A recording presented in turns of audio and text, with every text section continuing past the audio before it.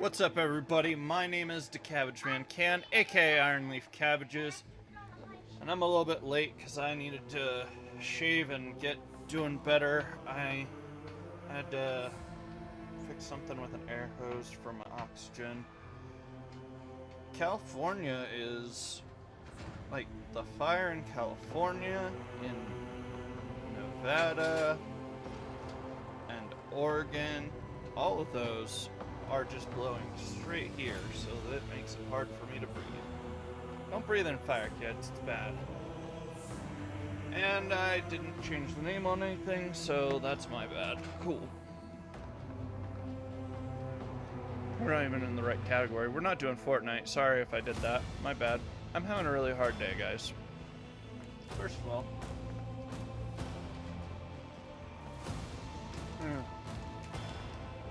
do that.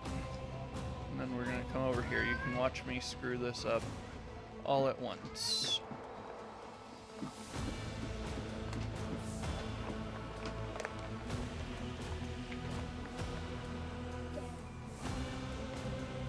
Yeah, I have to actually name the stream and not leave it as being Fortnite. And not be a duty brain. I'm live right now. You're talking to me while I'm live.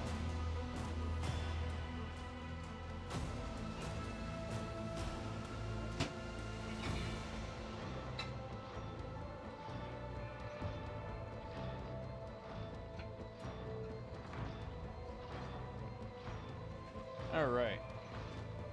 So, please excuse me being an idiot. I'm pretty good about it.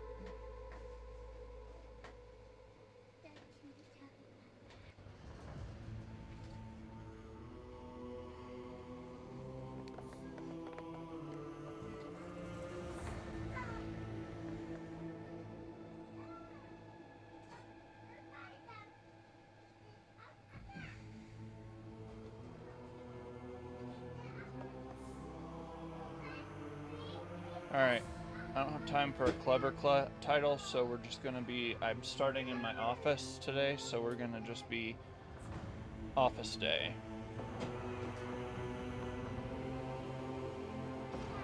Oh wait, no, we are in the right title, I think, or the right thing.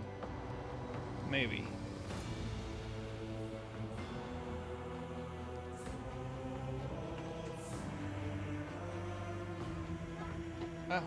Oh yeah, because I had a bonus stream.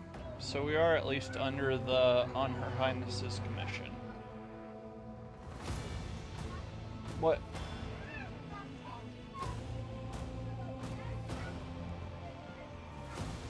My child was super nice to his uncle and put his butt cheeks on him after spreading his butt cheeks wide.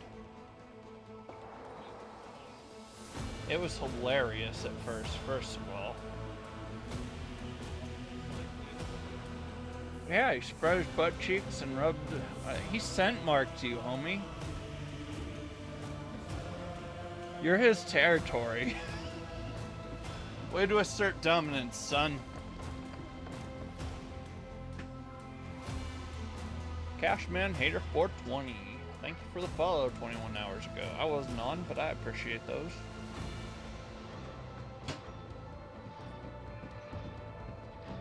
Alright, let's get down to business to defeat the Hun. And by Hun, I mean, probably the Eldar or really any Xenos. Alright, I've been thinking about this. I'm still upset about it, that I have to walk my palace grounds. I have the money to afford private armies and private navies.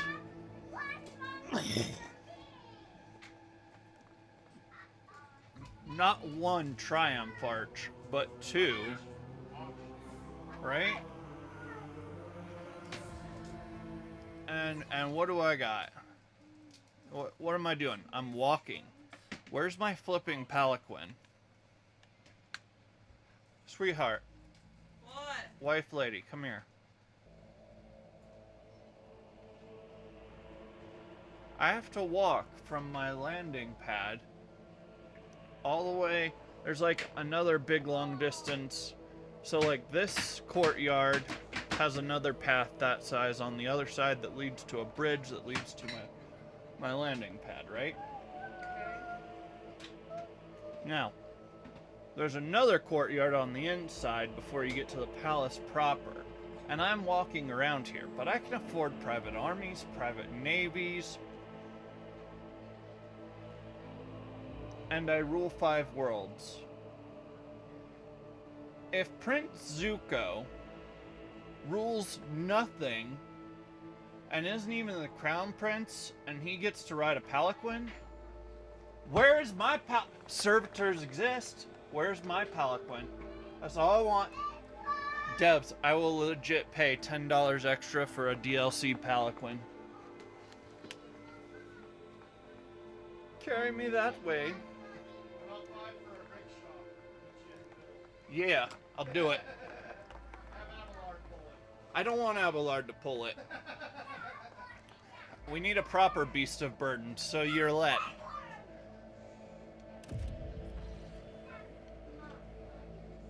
Let the Xeno do it.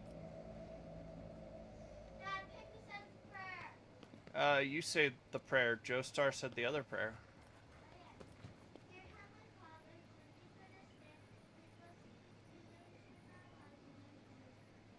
Amen. Alright.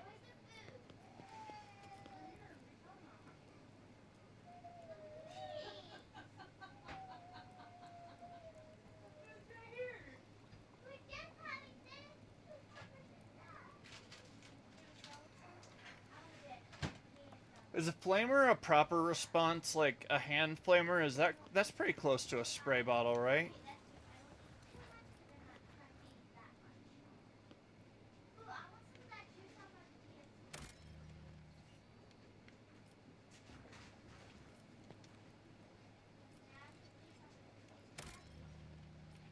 Why is it so quiet?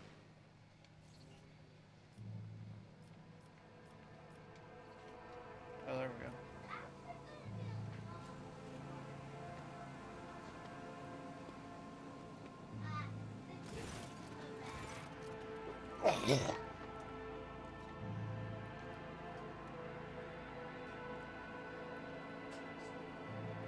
Gentlemen. Warden, fetch the spray bottle. Spray that Xenos. No. No talking in the palace. You do that outside, Yurliet. Ellen, talk. At last you have left your ornate cage. Yurliet casts a look over the stone palace walls.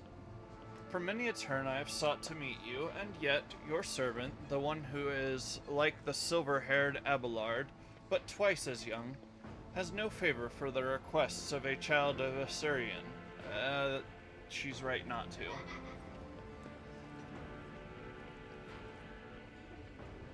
Take me to a place where the hearing of others will not steal the words intended for you. While you were mending the wounds of this world left by the Twisted One's attack, I was able to discover... No, not Crudarach's fate, merely traces of it. As Moran found sanctuary under the boughs of the Lilithan's forest, so did my other kin find refuge in a system known as the Atlas Reach. We must make a journey there with haste, before new dangers destroy the witnesses who can show me a way to the lost Crudarach, whose fate remains shrouded by the stars. Their knowledge is the sole thread that may lead to the truth, Elentak. I ask that your metal-winged ship take me along that thread before it tears under the strain of time and circumstance. How were you able to contact those Eldari? No, I did not contact the Asiani. I have no means to do so, but I have had time enough to explore the stone jungle of your world while you are preoccupied with your urgent matters. The path of the outcast has taught me to observe and listen. the world around me, in this case, the throngs of Monquis at the port, errant conversations, rumors, chance words like parts of a speckled mosaic. They came together to form a hazy image. My kin were seen in Atlas Reach, and now all we have to do is pull at the web of connections and possibilities to uncover whatever is concealed from the unseeing eye.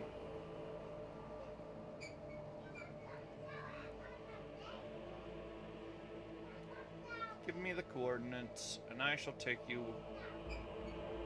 wherever you wish to go. You will? The ice in your eyes melt away for a moment. Thank you, Ellentalk. If this path indeed takes me to the truth, I will be indebted to you, a rare happening between our kinds.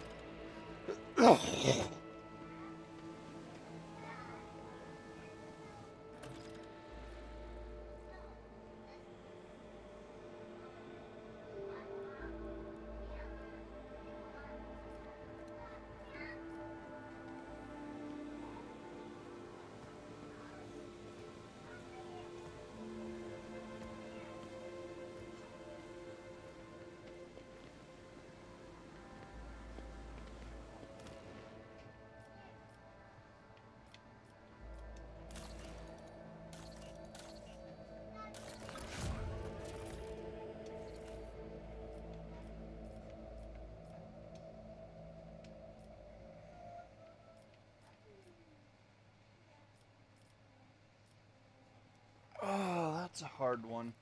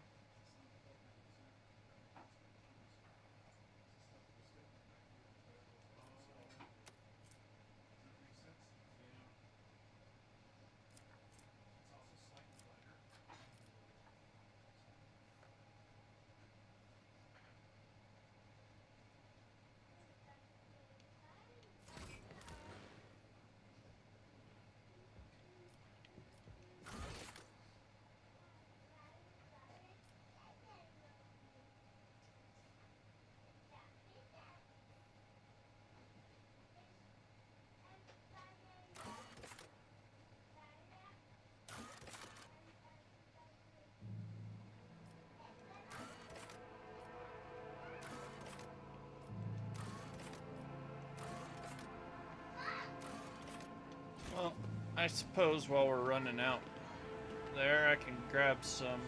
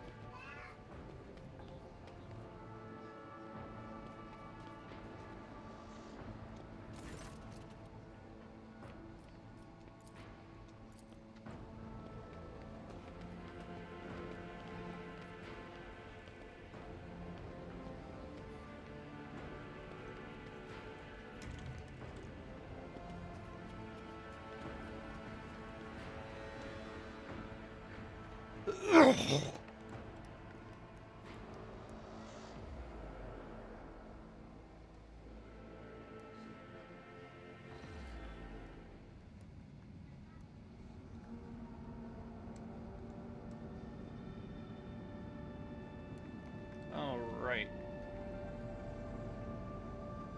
Hey, Coyote. Could you move this light a bit so I can see the TV all the way?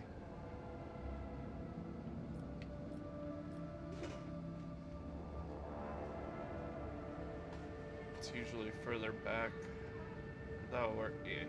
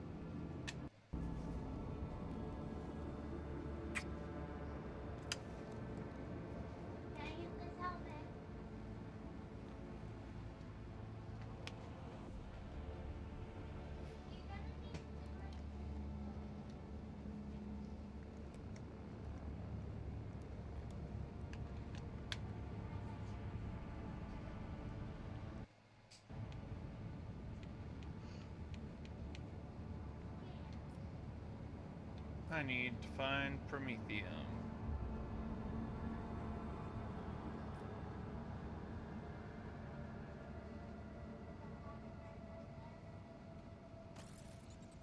Love you guys.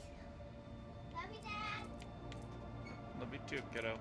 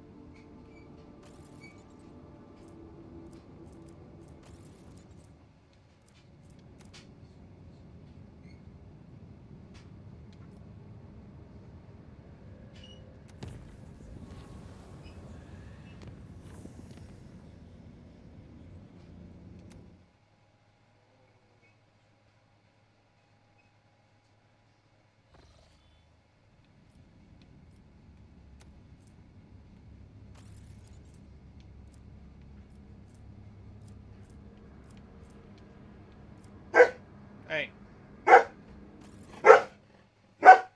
You. Quiet. Yeah, no, she's going for a bike ride, fool. Do you want a bone?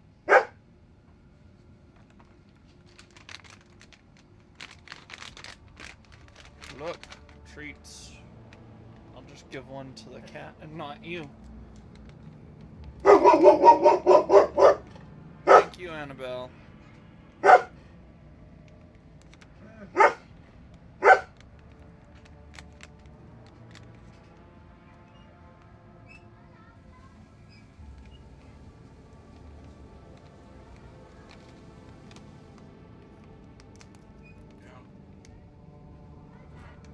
Thirdly's a white, please.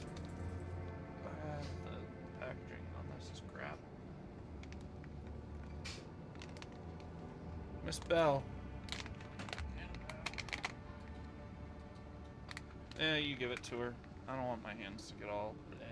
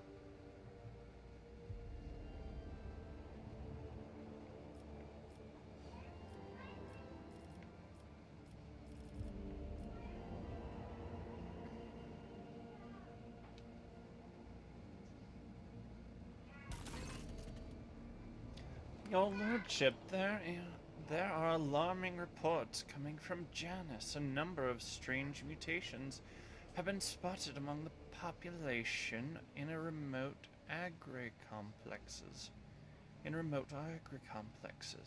Aside from the obvious disfigurement and subsequent estrangement, these mutants, called wretches by the rest of the colonists are coming together in practice of a primitive form of religion involving ritual worship of the land. While they display no disobedience or hostility, their very existence is concerning. The Janus nobility humbly awaits your decision. What do we know about these wretches? Their mutations cause the loss of skin pigment and the shedding of hair. The eyes of some have started developing a nictitating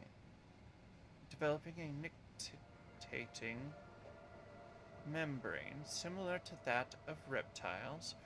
Others succumb to progressive atrophy of the larynx, causing the loss of human speech. At the same time, their tendons became denser and more elastic, providing increased endurance and load resistance. The wretches are commonly ostracized due to their grotesque appearance. There haven't been too many cases of mob justice yet, but they will become commonplace after the mutations, deformities become more obvious. The wretches tend to form groups with similarly afflicted people. Their average level of intellect is low. They all belong to the labor caste and communicate among themselves using a primitive vernacular of their own invention. As for their barbaric religion, they are defiling both the soil of Janus itself, and to them, working in agri-complexes is a form of worship, which has had a positive impact on productivity. What do my advisors have to say? I saw your agents' picked recordings, the signs of these monkey leave behind. Their idols. I cannot deny a pathetic, though extremely abstract connection to the symbols of my people. Their guttural prayers echo the sounds of the children of Assyrian speech. The probability of them having come into such close contact with our civilization is non-existent, yet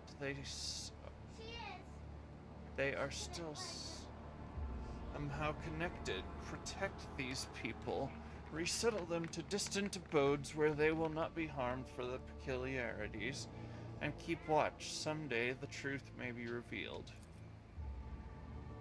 The blessed sanction of the Imperium does not grace these mutants,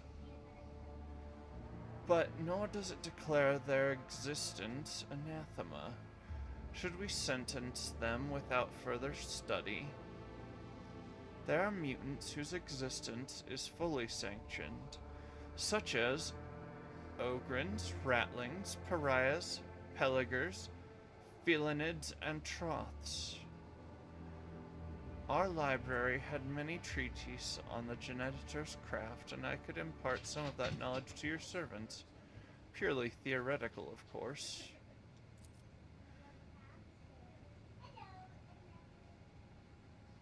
This mutation has not been properly studied and is missing from the catalog. I am not registering a basis for delaying the commencement of immediate genetic purification.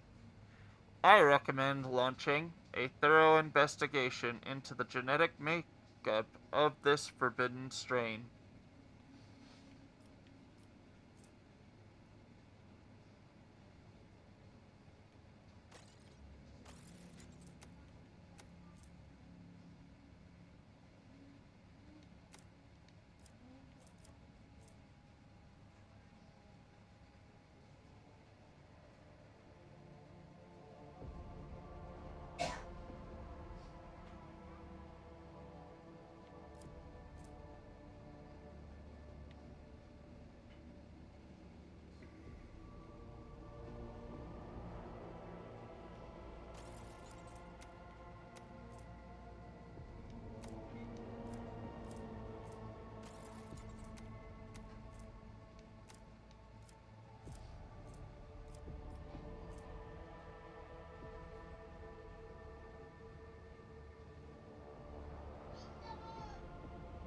neither one of these is particularly good, but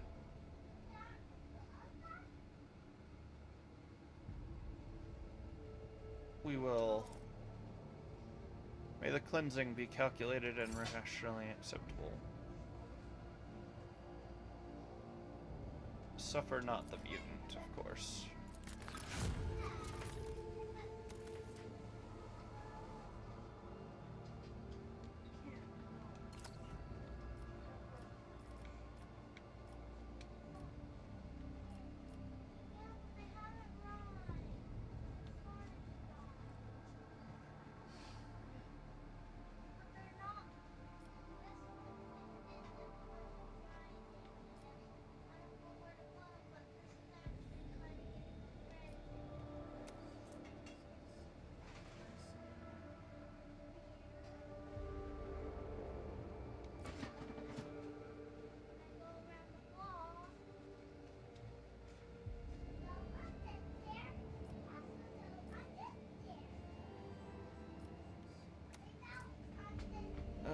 Toxic damage.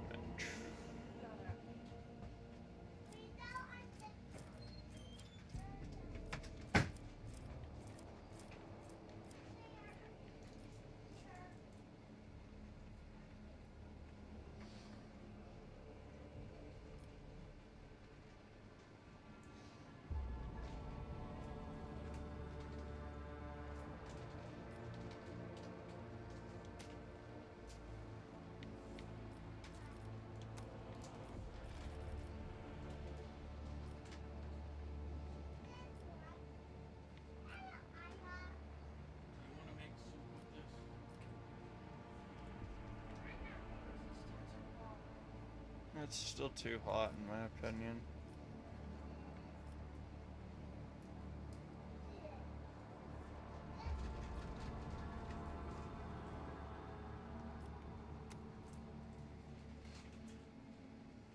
%5 more damage to Xenos.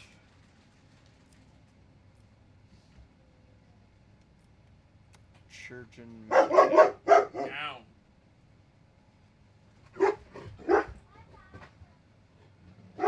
Traumas. That is a big deal, though. And I get chems, and I need chems.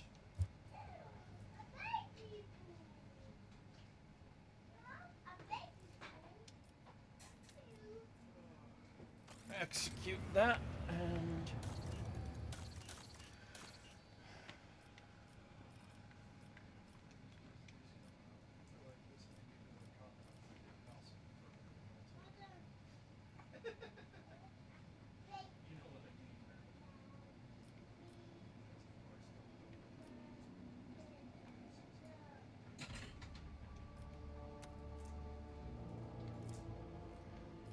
what do you think, Shun? Between these two? Like, Wisdom of the Tech Guards, I get +10 to tech use, but that doesn't really come in useful. I'm very rarely on my own and need it. And I have tools that'll do the same thing. You get +2 efficiency on all worlds there. I know. And you get assisted by battle servitors. That's kind of my thing, is those sound like the better. Yeah.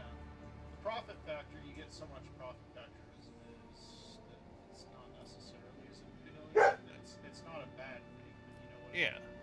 I think I might want to do the Flawless Servitors, but I think this is the other one I needed, because I'm not really...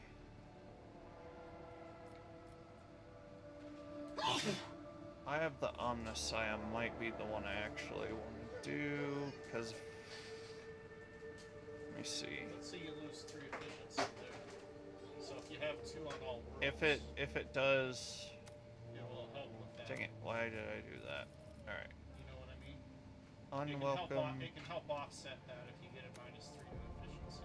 Augur system is connected to the mighty cogitation blocks off offered by the explorators as a gift to the rogue trader. Their computing power is so great that the augurs can pick up even the slightest vulnerabilities. So that's a -10 to evasion in space combat.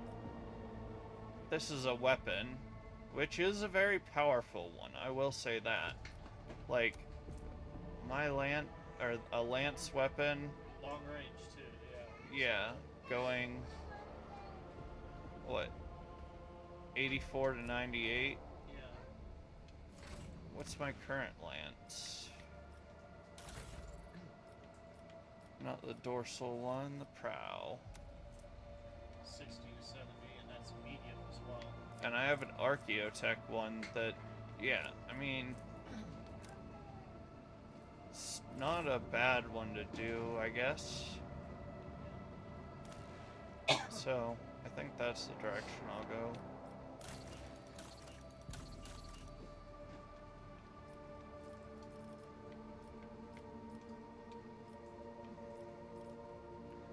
That being said, I want to be able to fill out more.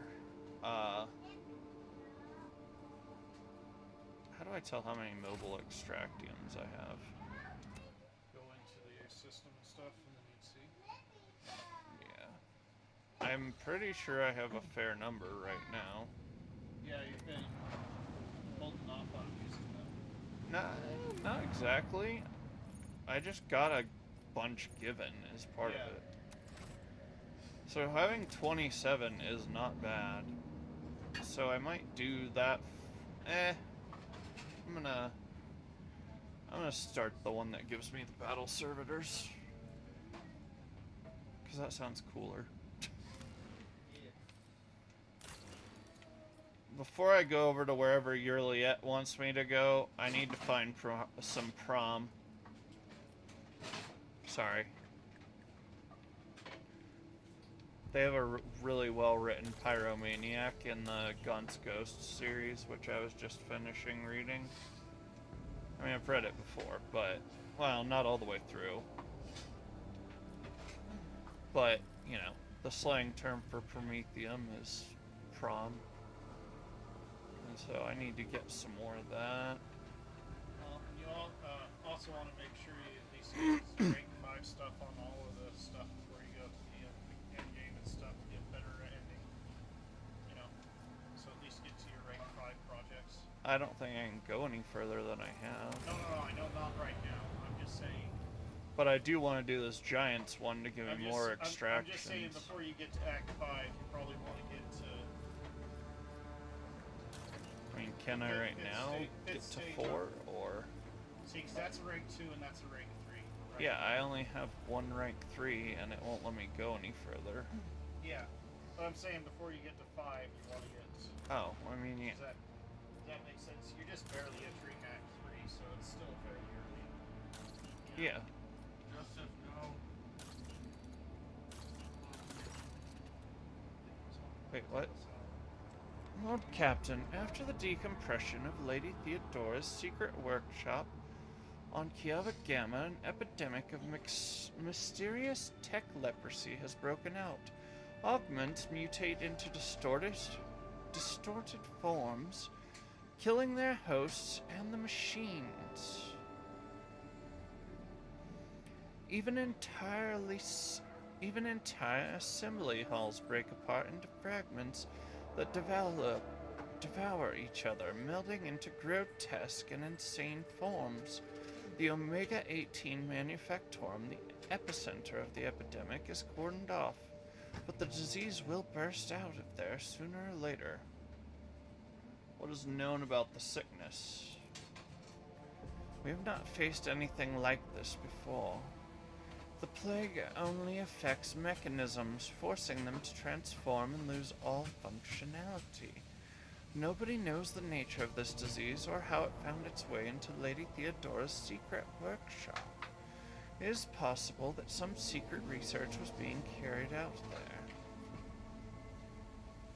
Alright, advisors, what say ye? Eradicating the infection is our highest priority. But to completely eradicate the Manufactorum epicenter would mean inflicting serious damage to our resource supply. This unit, I can propose another method of purging. However, the sacraments of the Omnissiah that are available to me cannot be revealed to the laity. I ask that you place trust in me. Shireen, do not be so hasty with this purge. The phenomenon may be of interest to other specialists. There are many who do not agree with knowledge belongs solely to cogs. That appears to be a plague. What appears to be a plague could hold amazing possibilities. If we could isolate the Manufactorum and let these inquisitive minds inside, they would happily compensate us for the loss of production capacity. I have suppressed 18 different epidemics aboard the flagship, and our officers have experience in setting up quarantines. We will send them to Kiava Gamma to lead the tech purgator squads. They will not return from the epicenter until the infection is eradicated and the preventative exclusion zone taken down.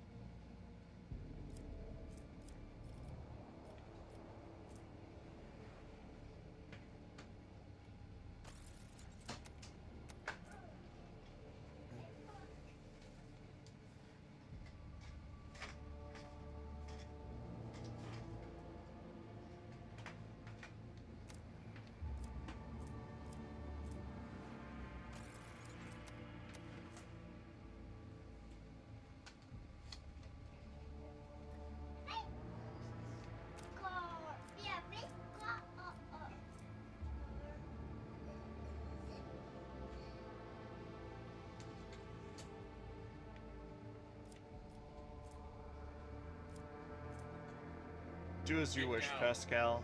You have my permission. Your request is accepted. I shall withdraw to perform the sacrament.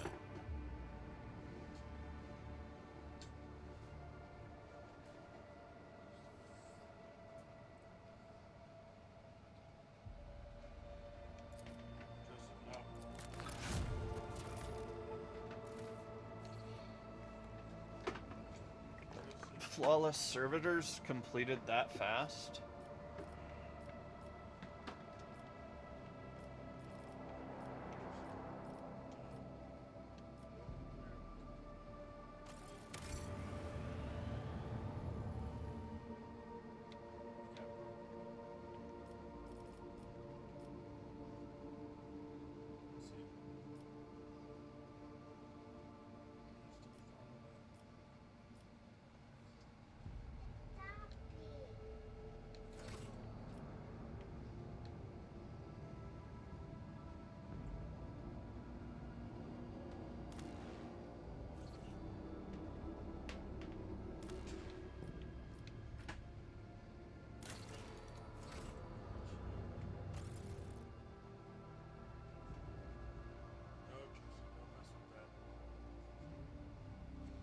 Do you want to just sit with me?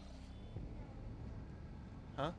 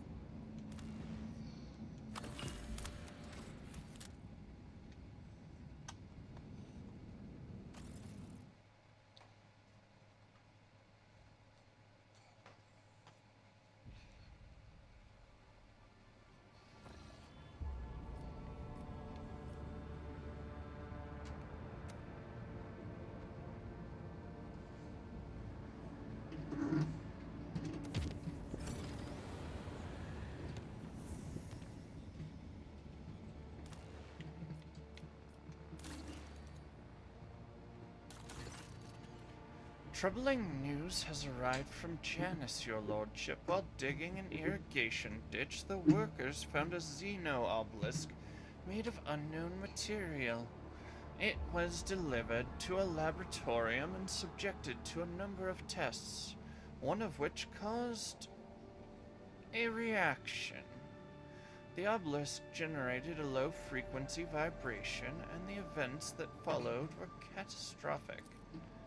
A series of anomalies were recorded in the Epsilon 2 Majoris region, almost like Genesis itself is fighting us there. Many logistical chains have been disrupted. The only people who visit the uncontrolled territory are the wretches fleeing deeper into the region. In greater and greater numbers, the observers report strange fires in the sky at night, completely imperceptible to the augurs. The chem princes are hastily summoning militias and are getting ready to start a purifying crusade. They await your lordship's blessing. What exactly is happening there? The vegetation demonstrated a remarkable ability for wild growth. It took the plants only 2 days to overrun the agri-complexes in the region. Extinct species of local megafauna have been spotted in the newly formed jungle, aggressive and acting in unnatural cohesion. How are the wretches involved? We do not know. It is as if they received a signal to tell them to abandon their work and rush deeper into the afflicted territory. We purged most of the miscreants as per your orders. Only a few dozen, at most, managed to sneak into the reason.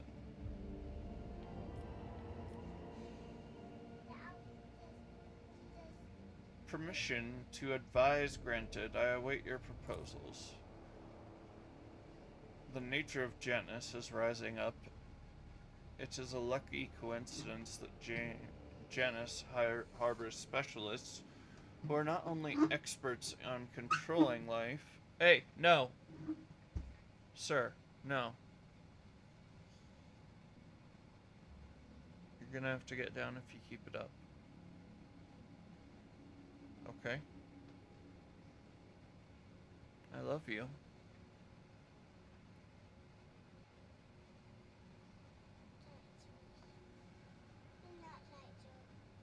You don't like me?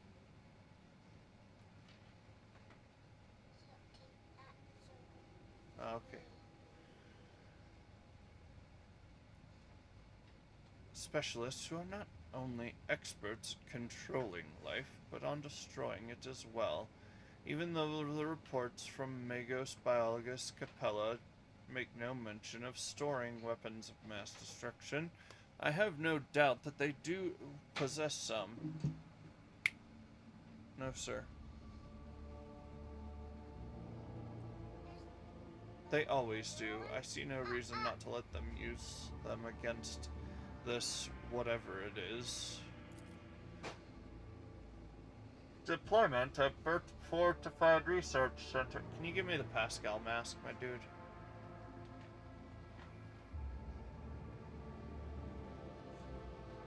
I might need a new piece of foil on it, but I think there is a hole in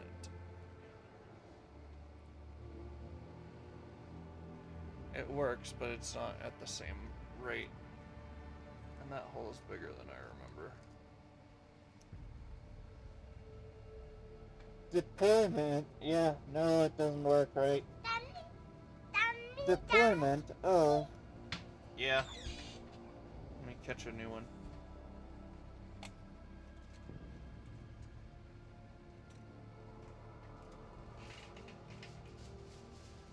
Can you throw this away, son? It's broke.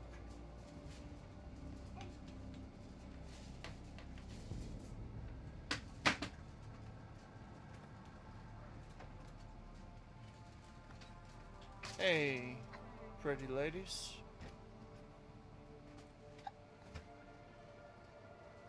Hey. take the tall one. You take the short one? Yeah. High five.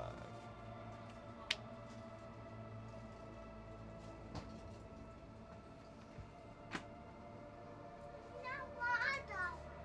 You want me the tall one?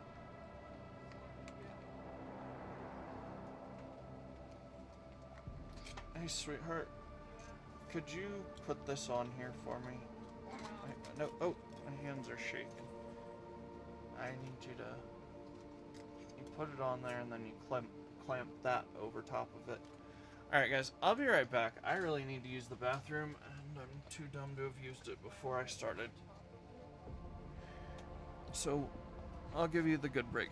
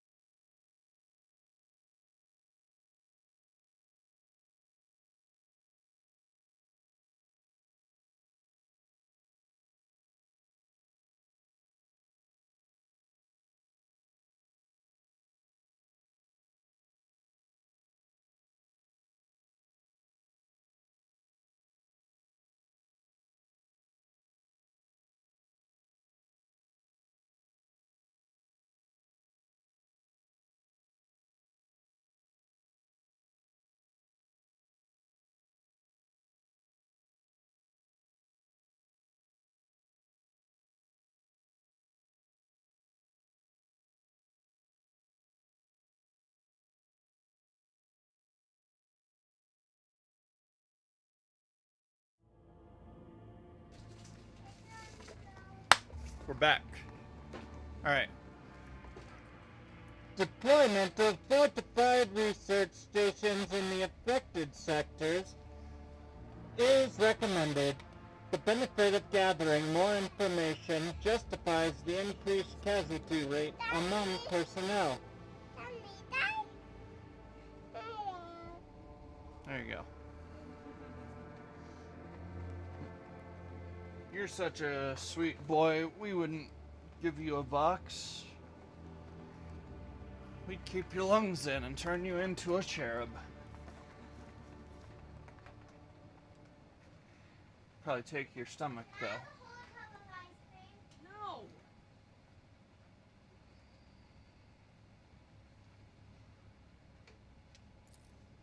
Sickly creatures know more about this pestilent growth than we do.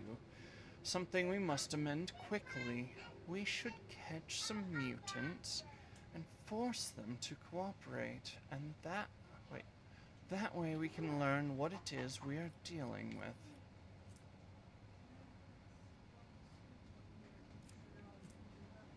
What?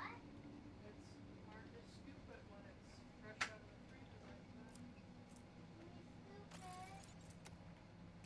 I'm just gonna let it sit for a minute. Well, I'm not going to set research outposts up. That's tech heresy. Kills an enemy or scores a critical hit, they gain +2 movement points on their turn.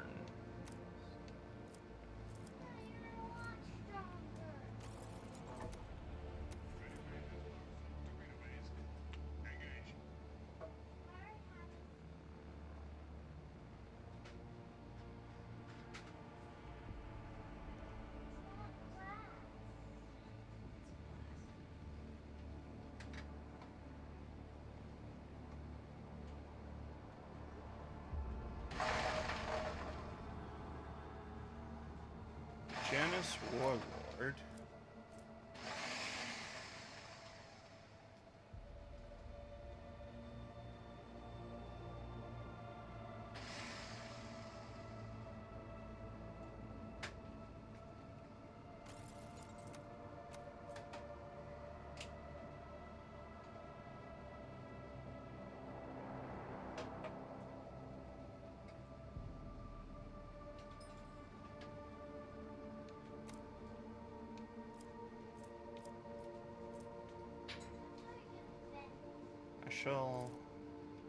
I'm sending specialists to Janus capable of forcing compliance.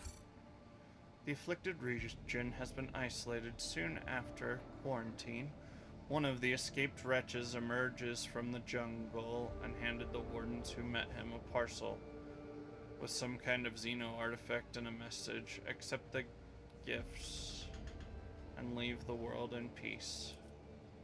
The wretch was thoroughly interrogated, so were dozens of other captive mutants.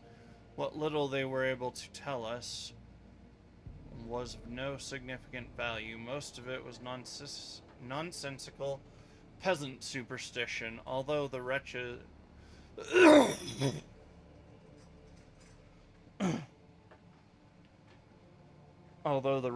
as one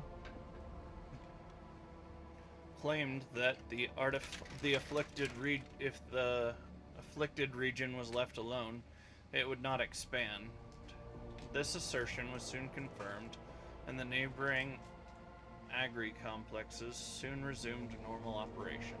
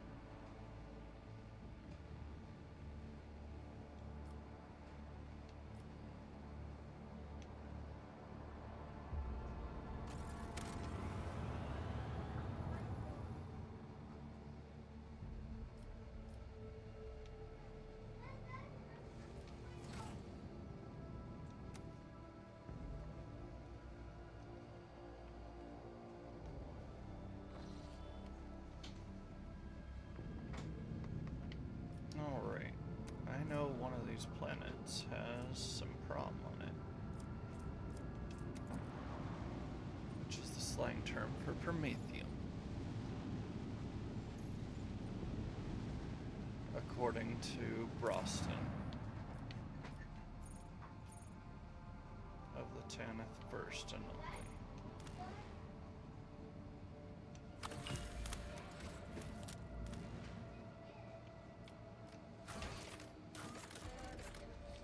Melting the ice.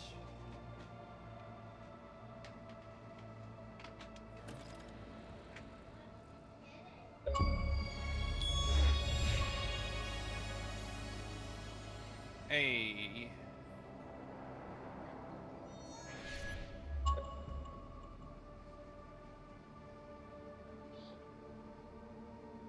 what? We need to keep it close to here because the warm actually rises And we're gonna complete that too.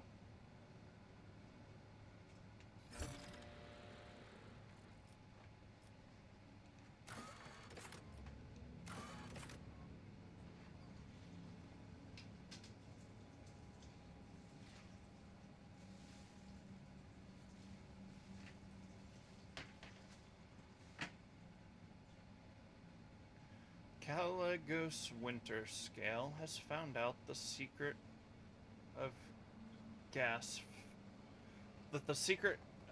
factorums has been stolen from him. However, he is willing to leave that unfortunate incident in the past, offering the prospect of much greater gains.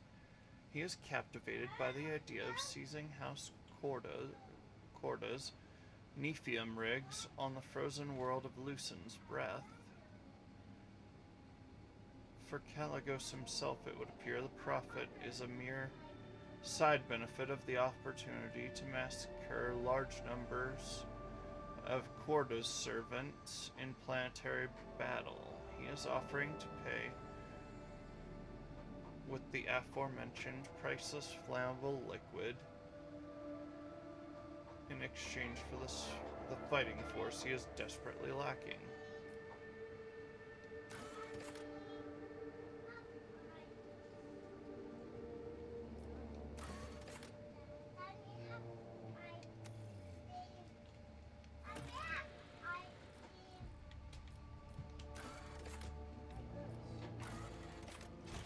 Alright.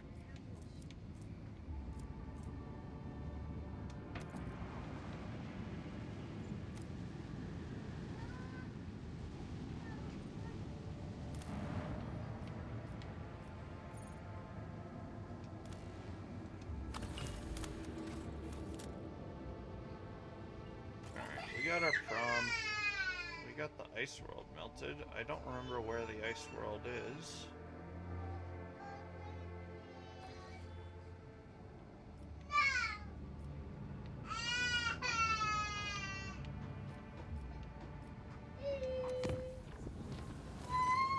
Well, While traveling through the Immaterium, the crew on duty in Loading Bay 7 heard what sounded like the hissing of a giant snake. The terrified workers sent out a Vox message, then locked themselves in a shipping container and welded it shut. The response team sent to the bay found no signs of warp activity. Unfortunately, by the time they had arrived, the workers had suffocated. Well, yeah, you would have had to do the welding from the inside.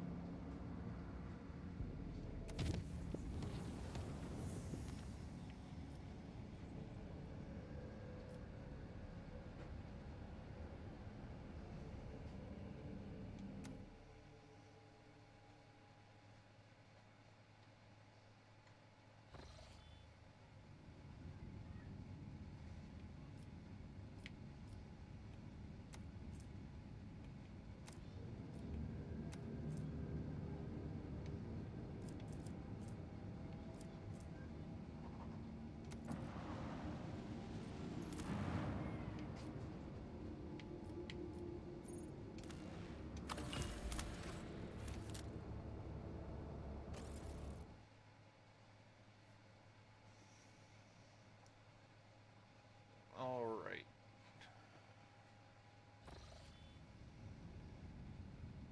I'm gonna jump back to the bridge real quick.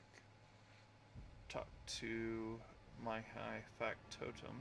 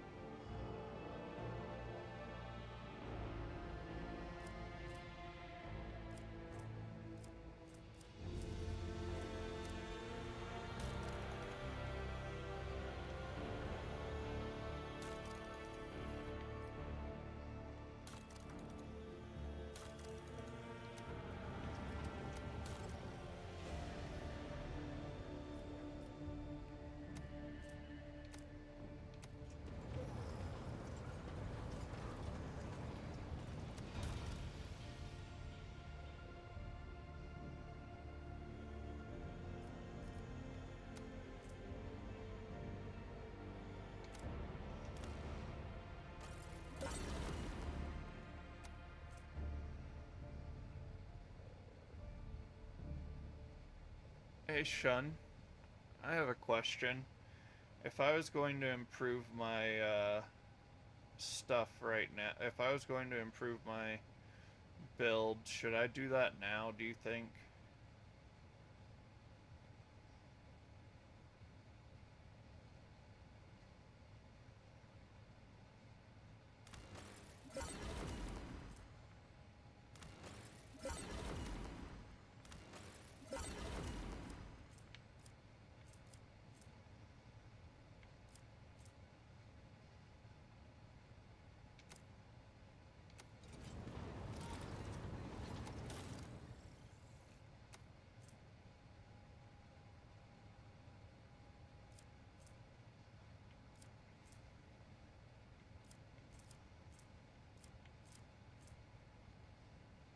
my next warp jump is going to be into,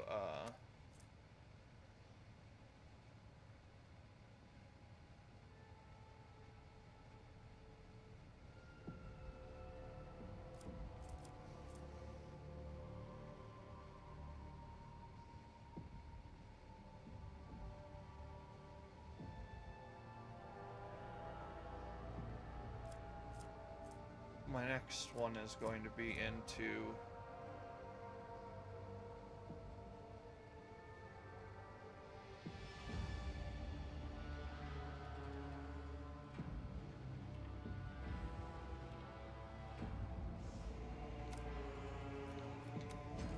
well, I'm saying, should I do it before I go any further? My next jump is going to be to the system you're said to go to.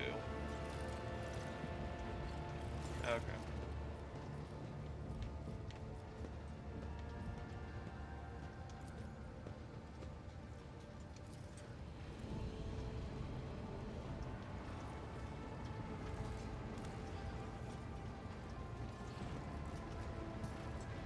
Is it by the person?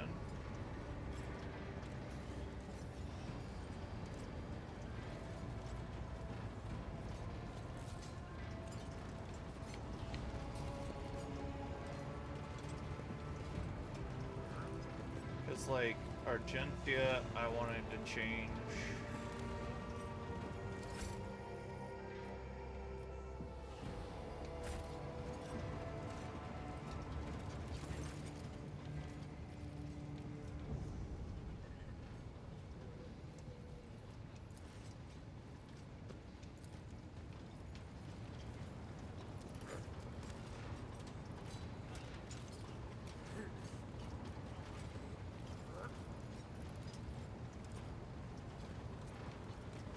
I'm gonna keep.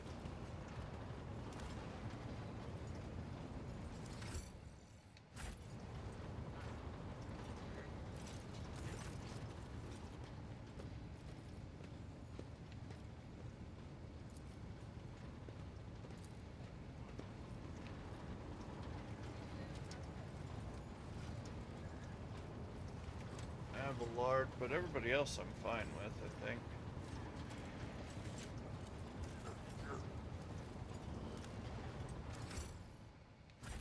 Well, yeah, and I mean, that's the one I'm on, is breadcrumbs.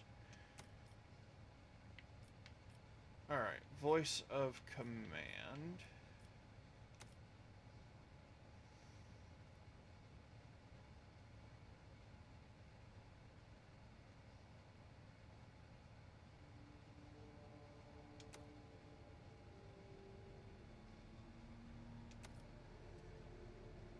Bring it down.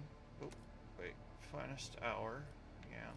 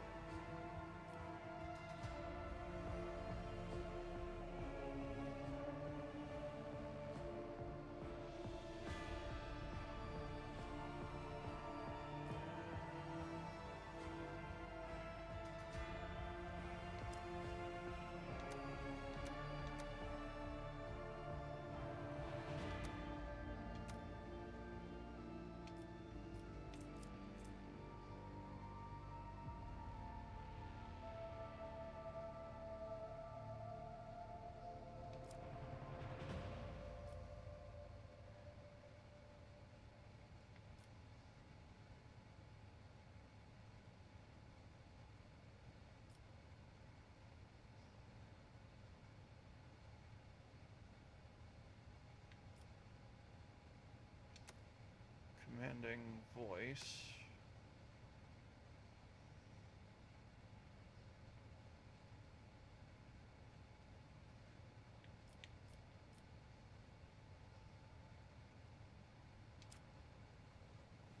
Oh.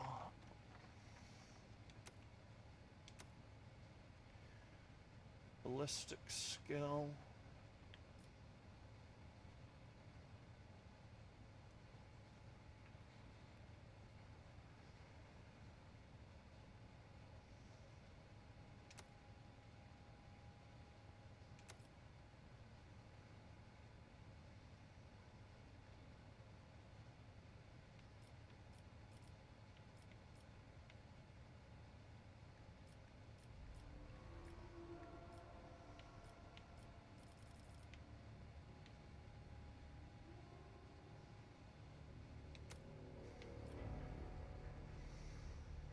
All allies affected by praise.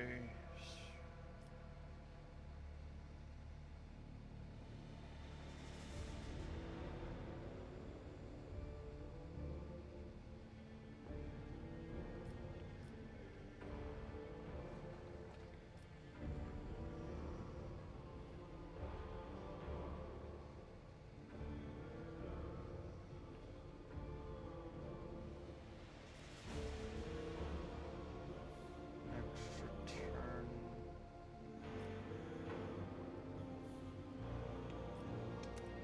Get to cover is one.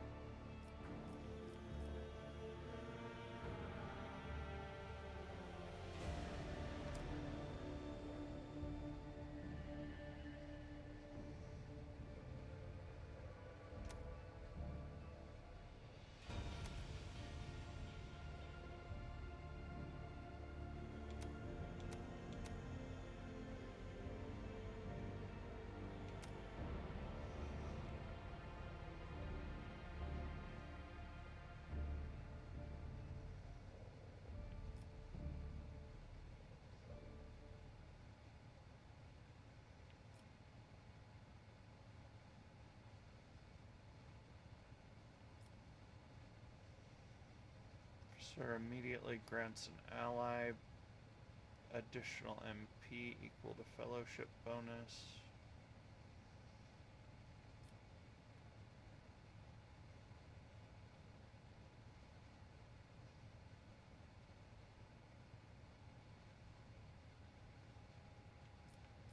So I went with Air of Authority, and I like that one.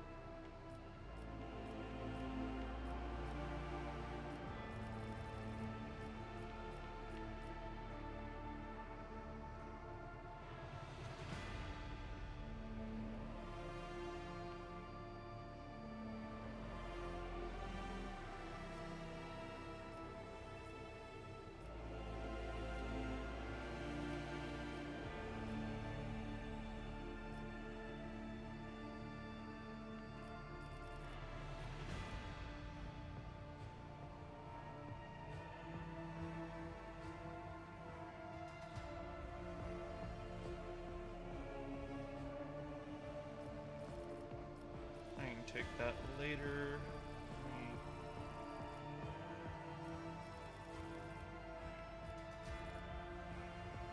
Is affected by brace for impact, suffer only half damage from all attacks.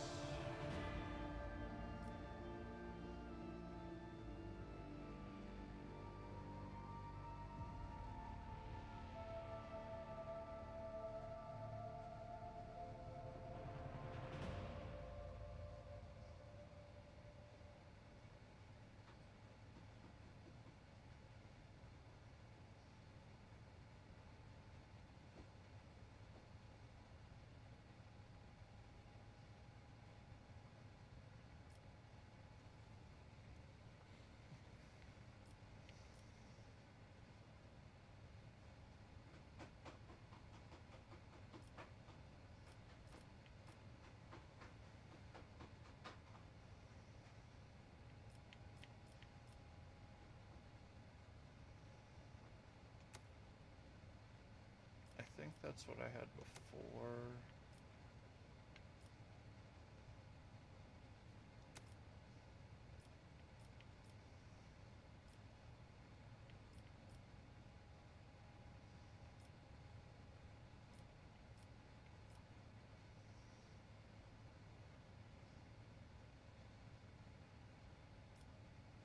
And allies under the officer's abilities. Bonus to their weapon skill.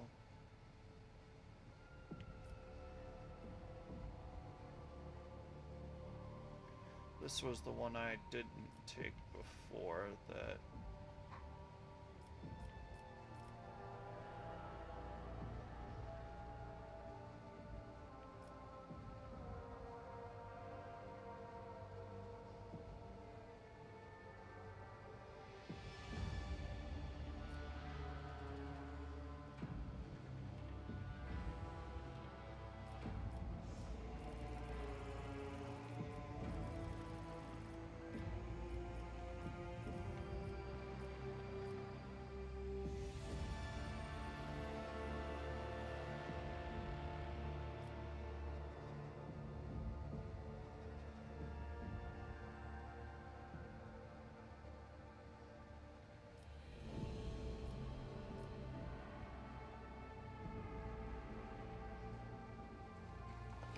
Voice of command effect deal an additional 10 plus bonus to enemies that had not yet acted this combat.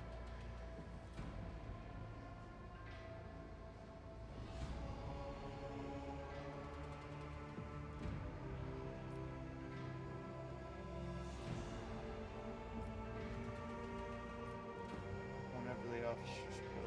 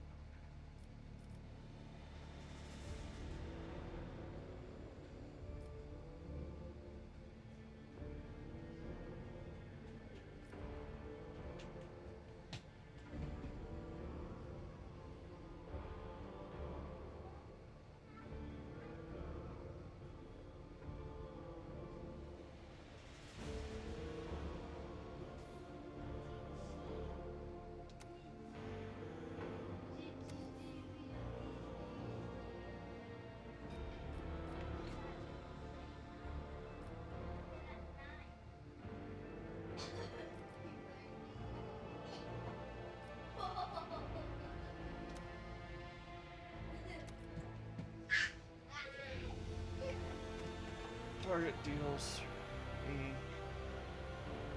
5-star.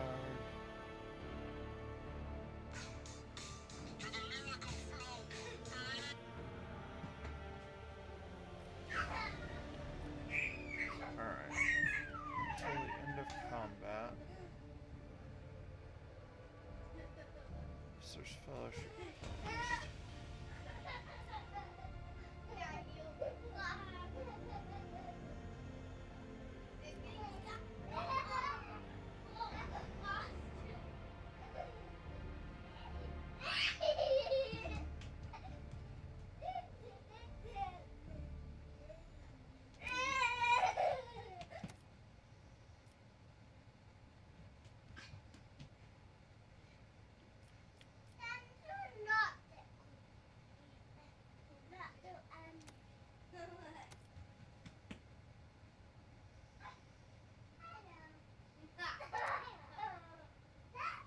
Hey, guys, quiet down some.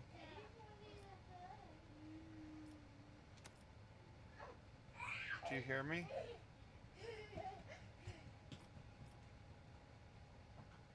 Onion, quiet down some.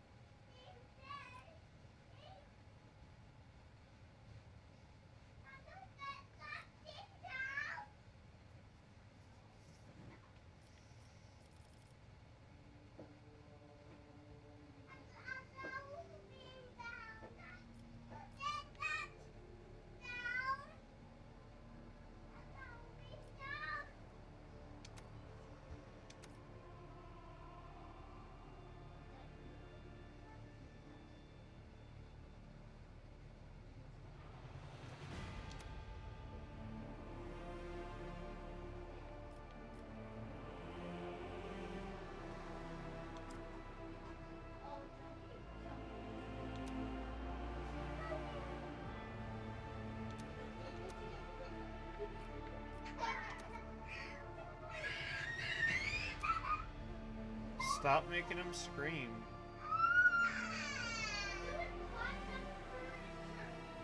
Recovers from burning, bleeding, toxin, stun effects.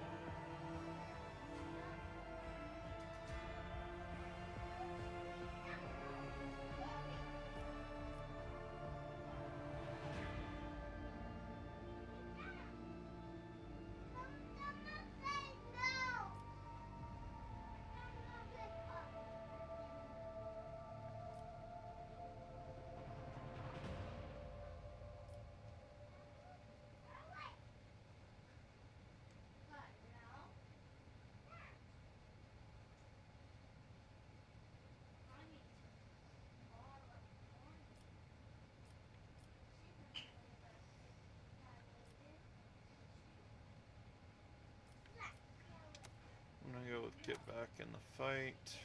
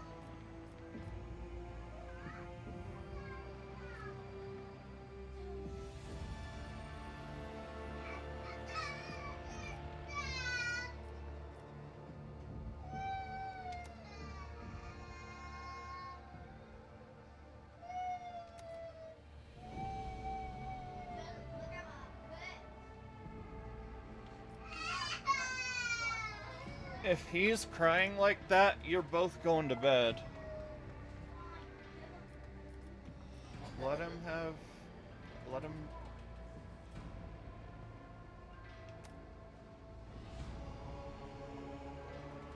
The allies resolve.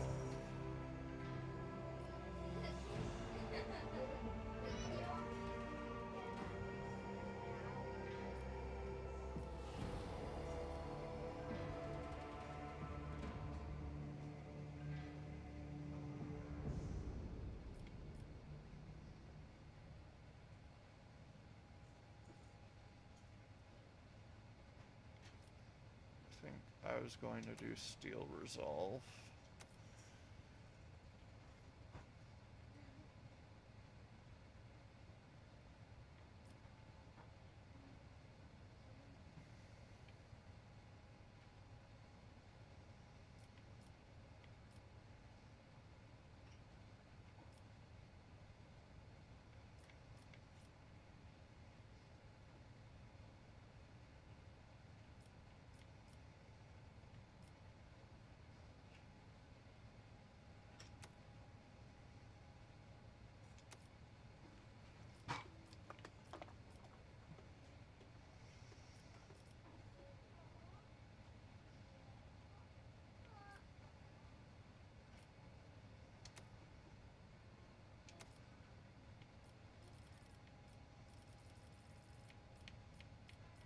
Some help?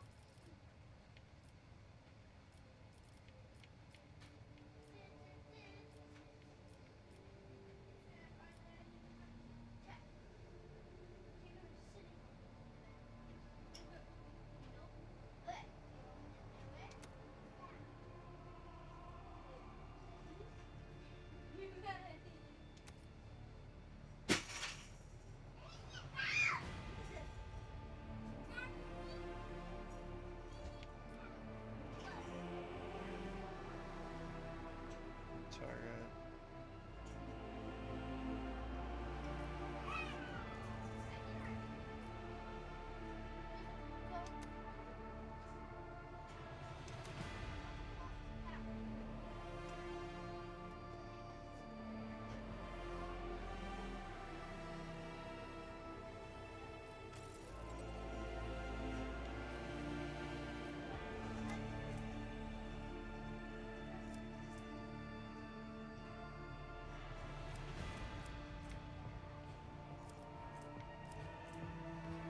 See, I wanted to also go Vanguard.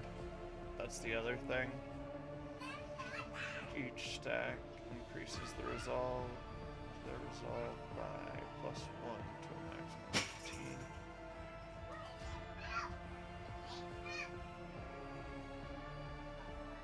Vanguard now stacked, but only remains stacked until the start of the Vanguard's turn.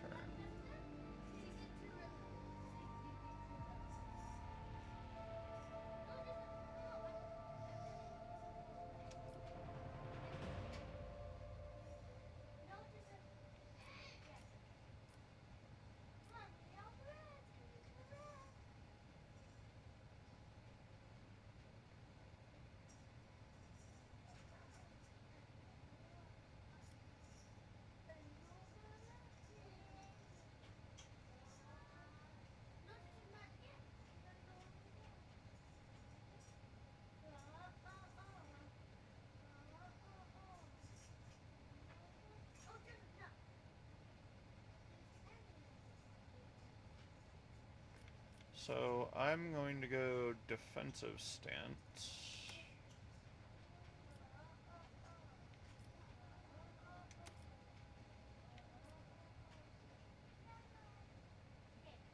This time I'm not doing it. I'm not doing it. But I'll spread it out. Oh, look. What?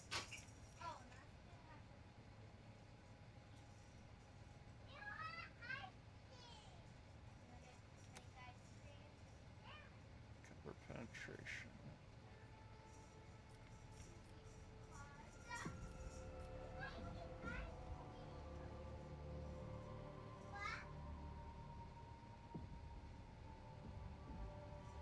Joe, stop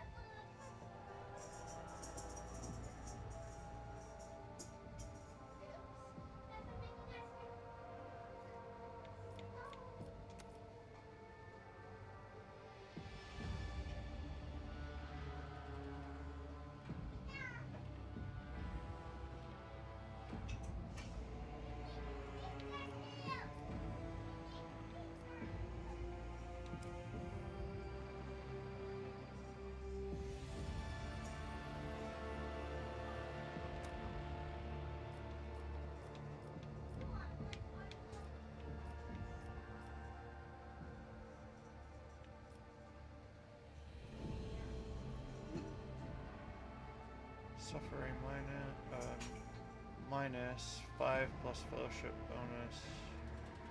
Penalty to dodge against all attacks except vanguards.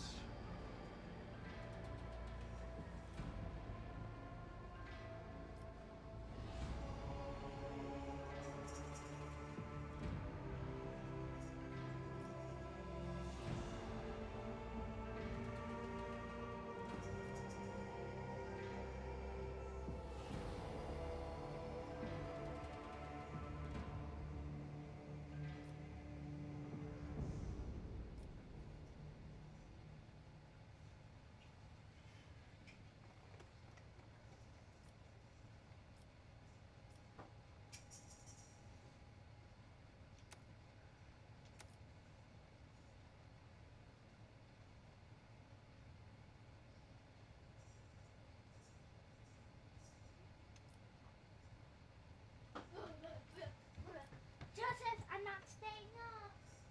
You need to go to bed. You won't get breakfast. So tired and lazy and so upset because you didn't have your breakfast. You want to a Joseph like that? Or do you want a nice, happy Joseph? Come on. You will eat your breakfast. Or just mix it up. Mix it up. Mix it. See, there's a bunch of things.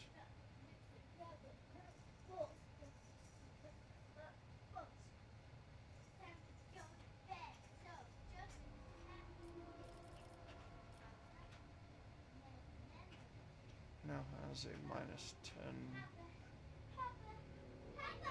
for attacks of opportunity granted by this ability instead of minus 20. These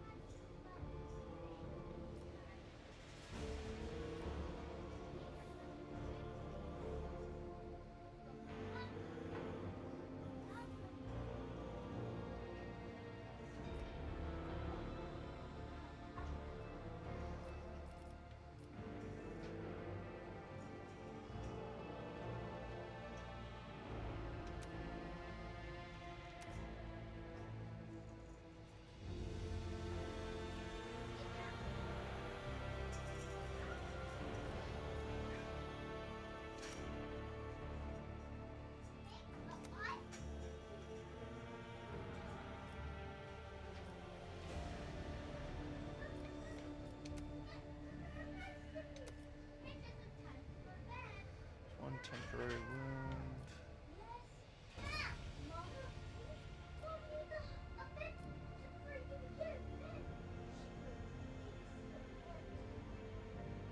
Plus 2 or 2 plus Vanguard's Fellowship bonus percent armor.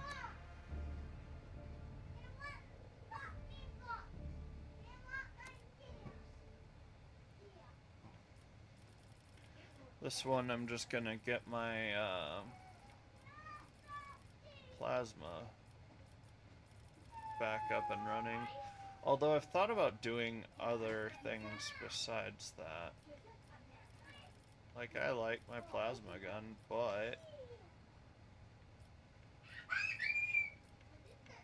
I've thought about doing bolt guns.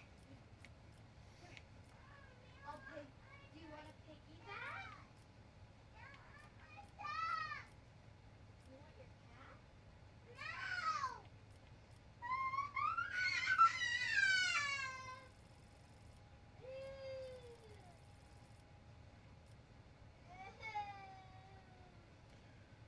No other character in the party. That one.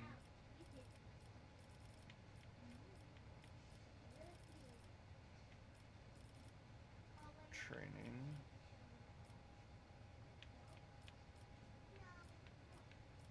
Strength.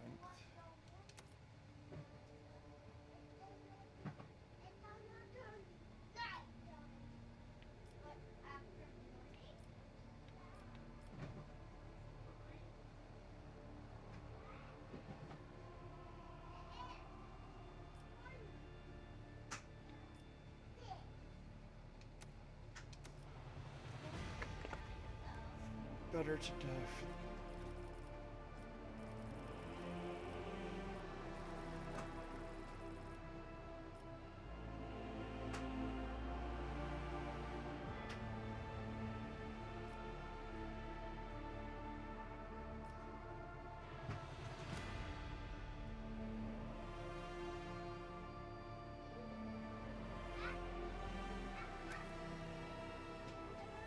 One Vanguard has at least.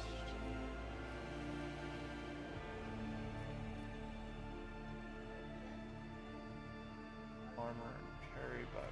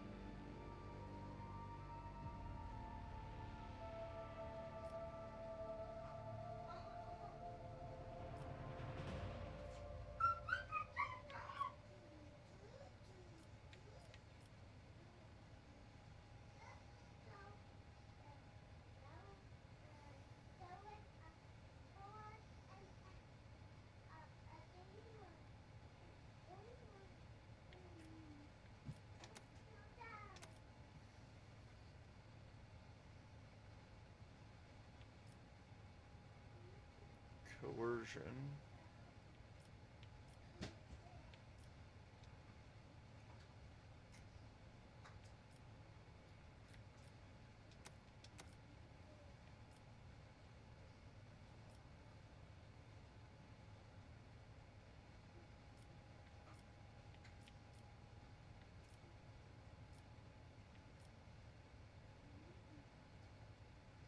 That would put it to a +5.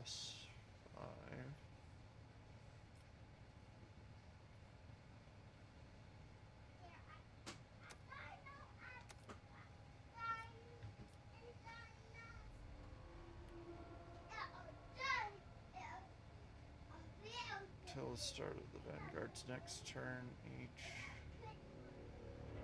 makes them a priority target for the enemy hit by that attack. The B-cell radius.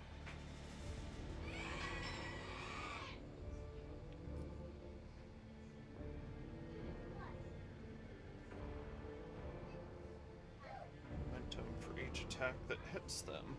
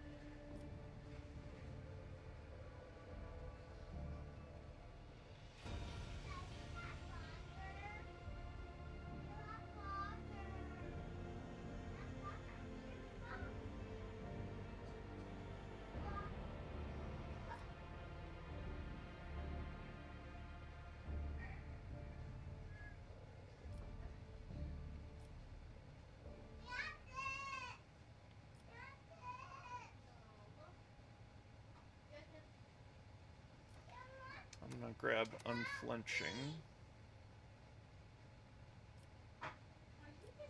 Carouse, Coercion.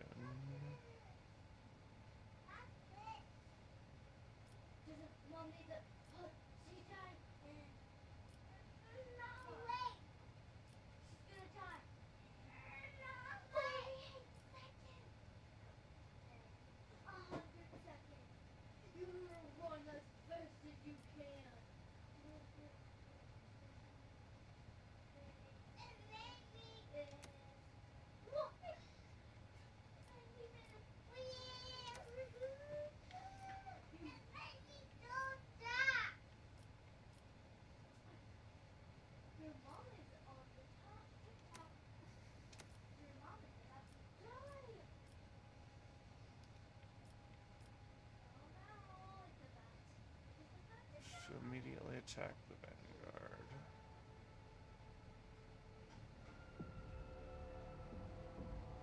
No, it's not. See it? In here. The enemy suffers plus fellowship bonus, more damage from these attacks.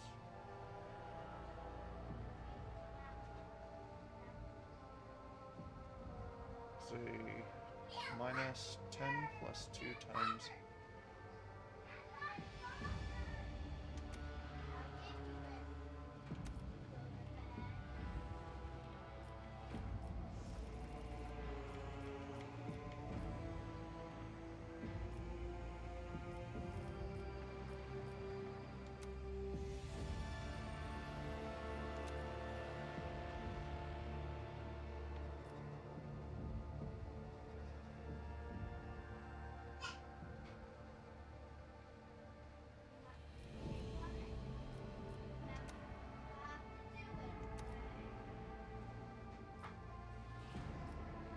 Coercion.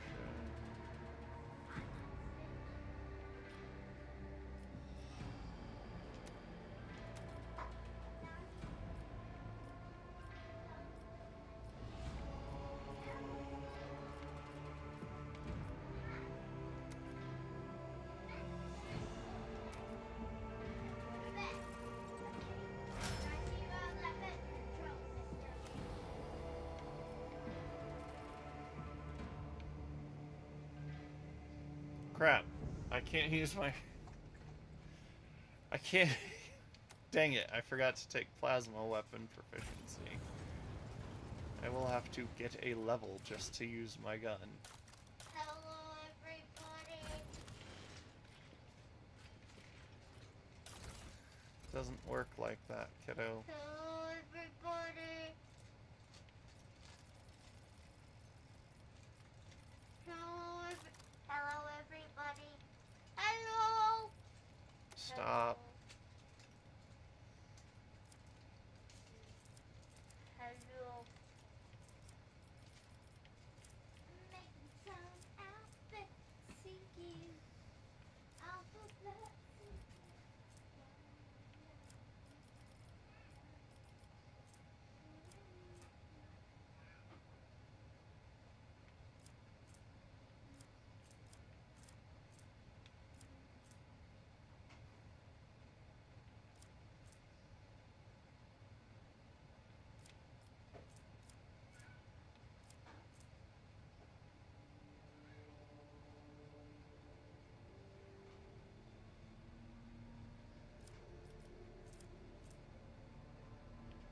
Eighteen to 22.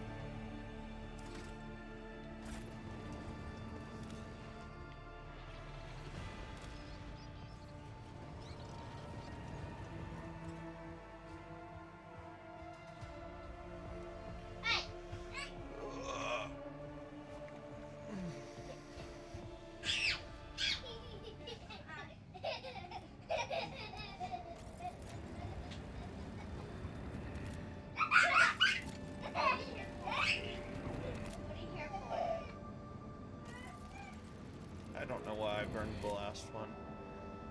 Whatever.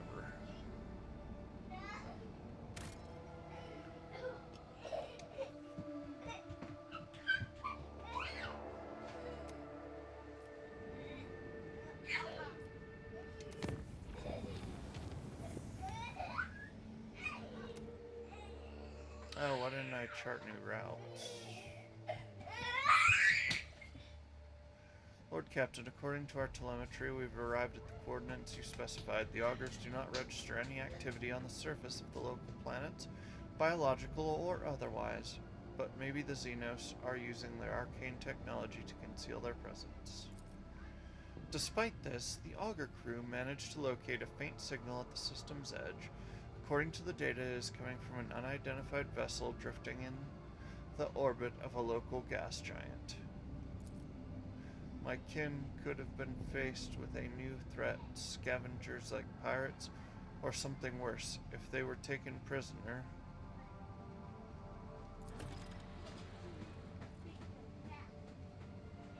I am begging you, Ellen Talk, let us go to the shuttle. I can feel the thread of fate is frayed and is about to snap. I cannot miss what may be the only chance to solve the mystery behind the disappearance of my home. Okay, but first I'm going to chart routes.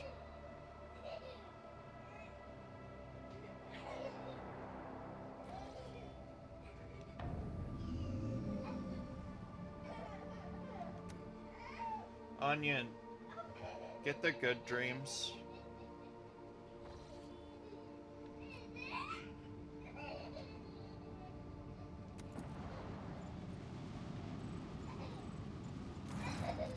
Lord Captain, there's an unusual cluster of binary asteroids before us, rich in rare metals and valuable minerals.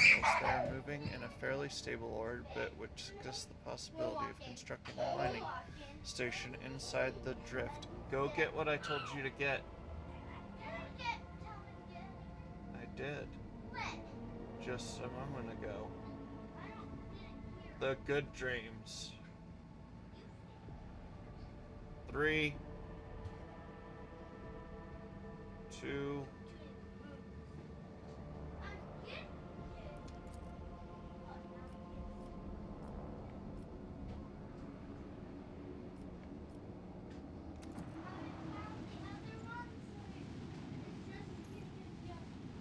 He's gonna have to get it going. Lord Captain, reporting. Our void ship has passed through a cloud of cosmic dust of unknown origin. Unfortunately, the dust particles were covered with an icy shell that is frozen into a thick sheet on the void ship's hull, blocking some of the technical vents. It will take some time for the servitors to be able to clear away the ice. Until then, maneuverability will be somewhat reduced.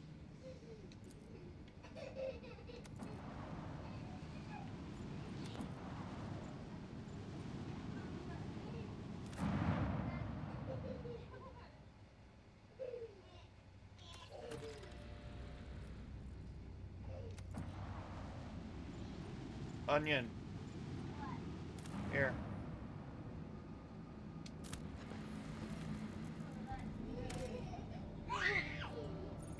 Whoa, 12 adamant. That's crazy. Just are?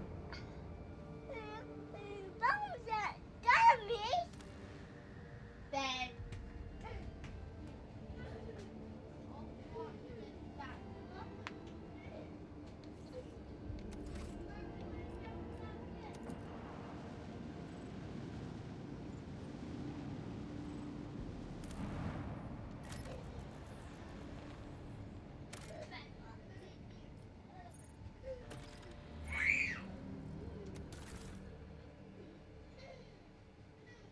Abandoned tech.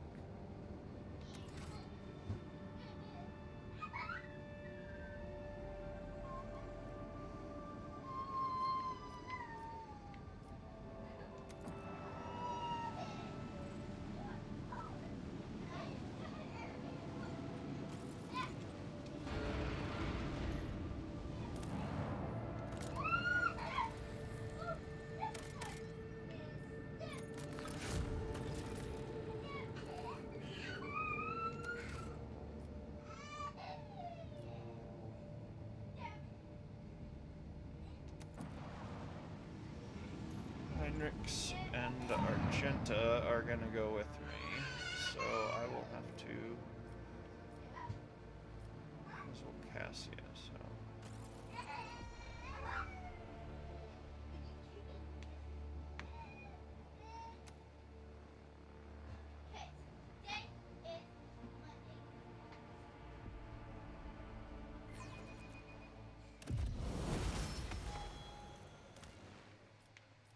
What ails you?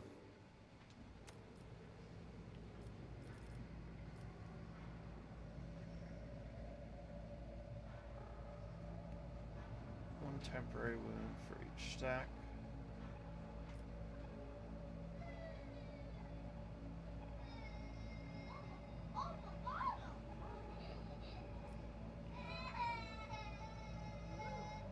By plus 10, or by plus 10 plus 2 times strength bonus.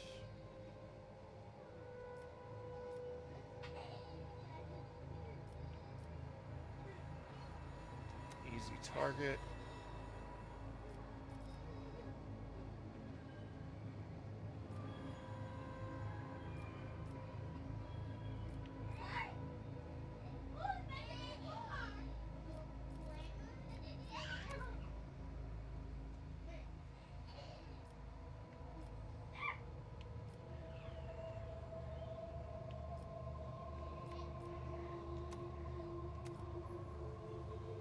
Endure.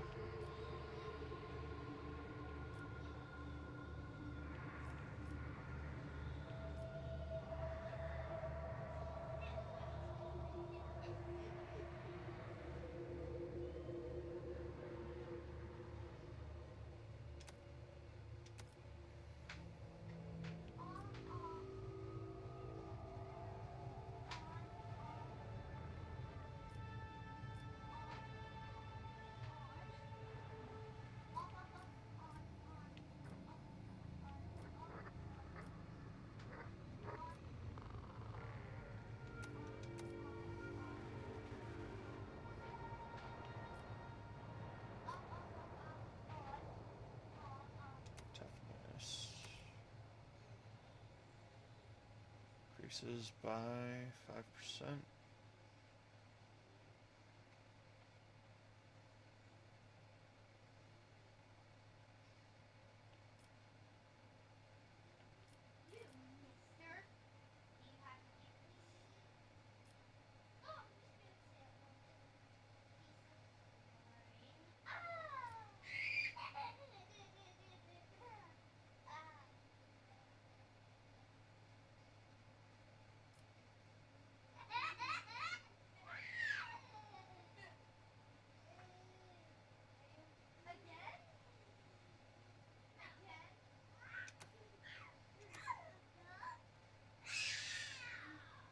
Athletics.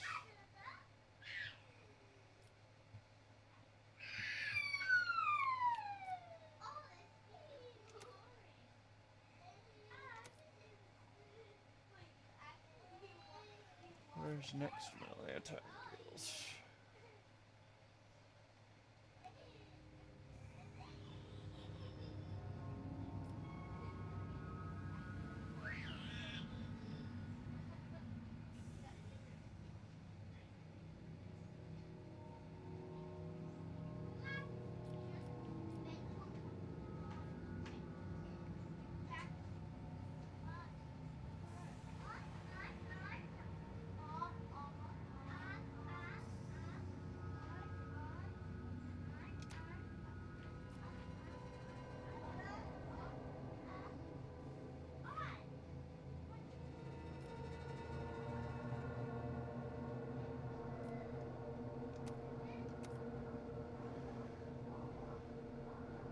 Till the end of the turn.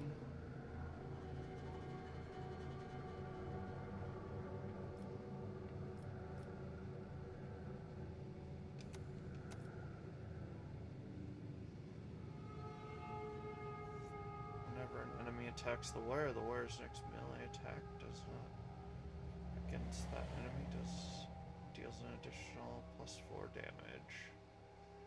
Does not stack. Can be reactivated.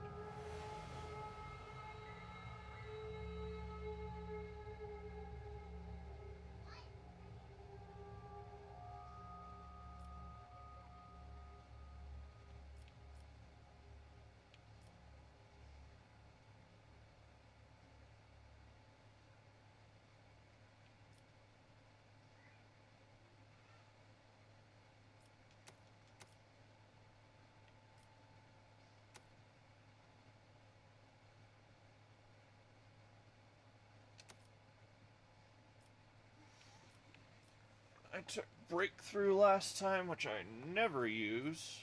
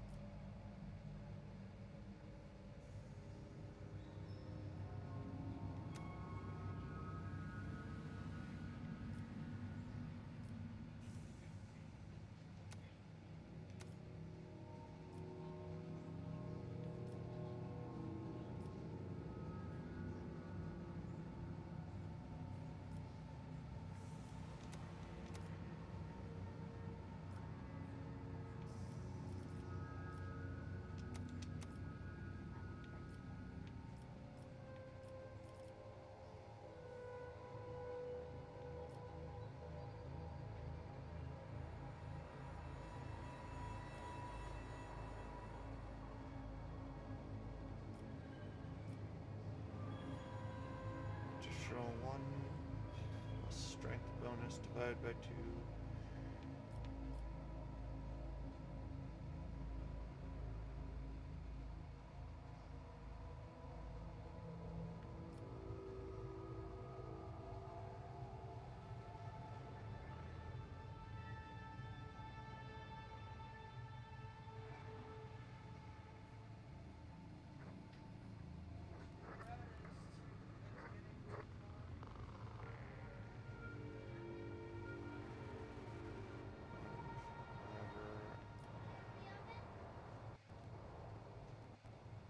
Endure effect, their damage deflection is increased by this.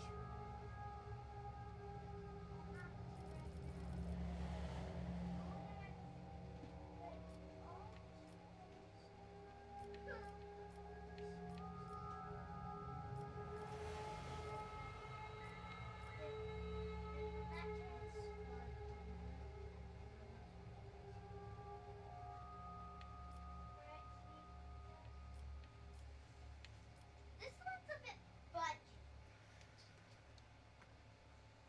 This one's perfect. Is increased by +1 until the warrior's next turn, Bet. which is not bad. Wait up.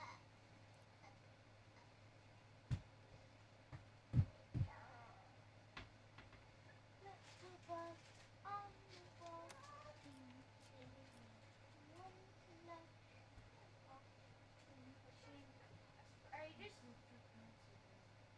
He's peed in him once. But peed in him twice. Alright. Wait, what? Including this one? Who changed two? Are you letting this one to get a little higher, Mom?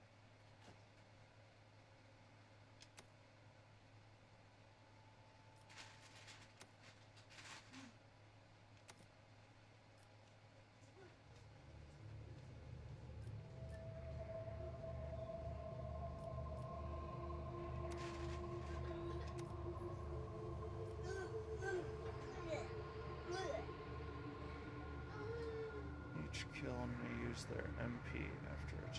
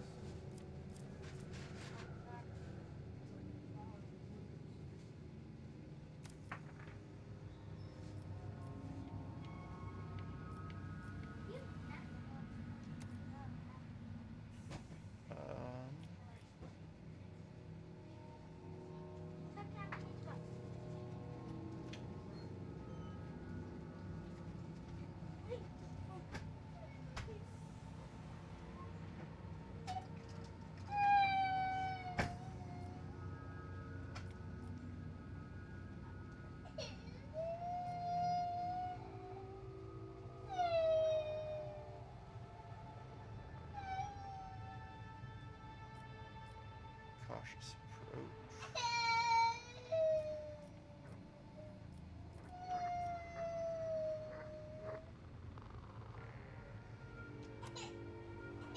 Kick.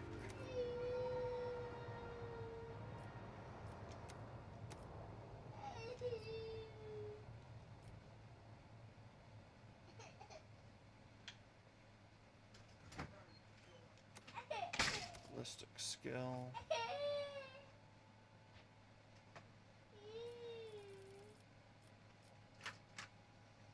Enemy with melee attacks.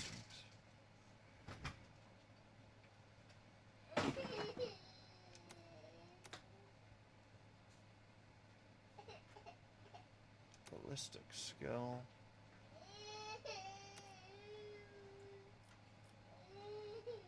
Wildfire.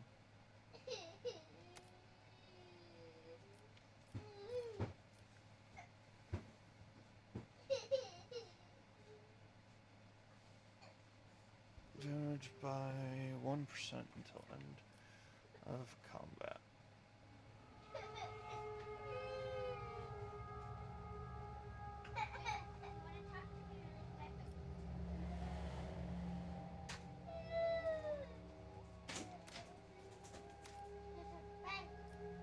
But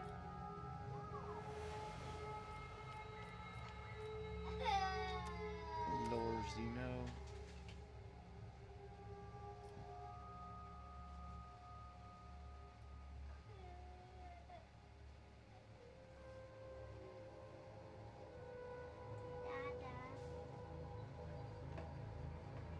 Plus 2 times.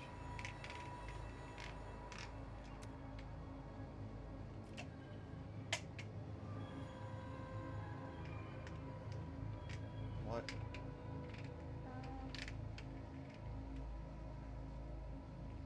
I was wondering tomorrow Effects clock. if you were streaming clock. Nope.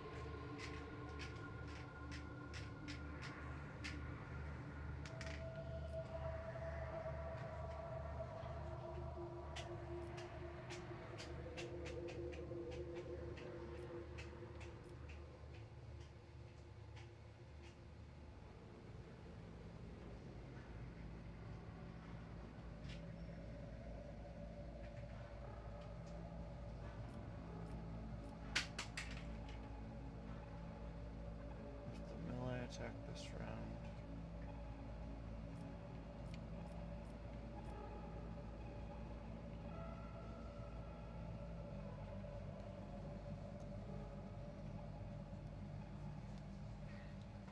A -10 penalty to ballistic skill.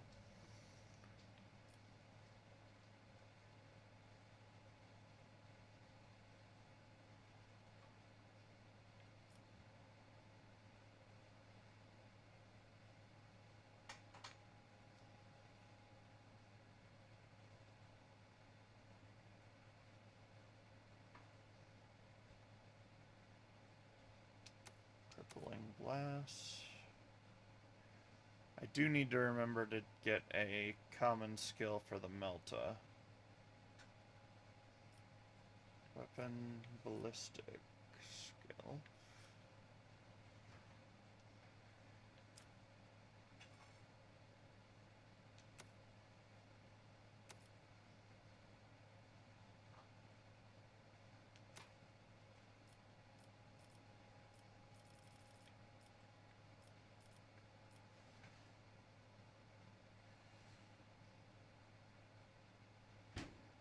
Oh crap, I have not been taking that stuff.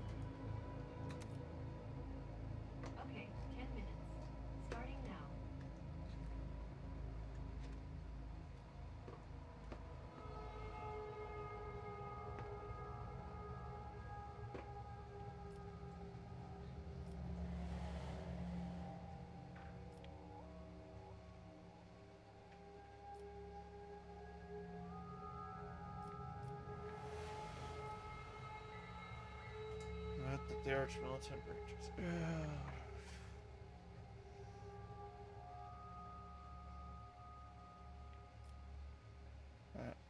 Every attack grants.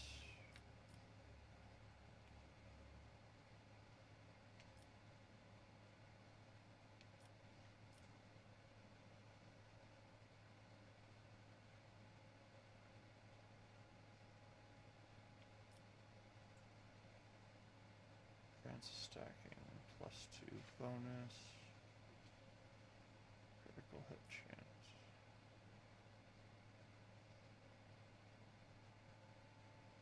Attack grants a stacking round.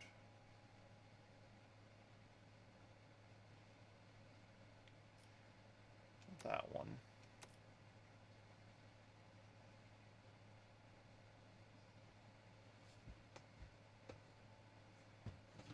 Right. Yeah.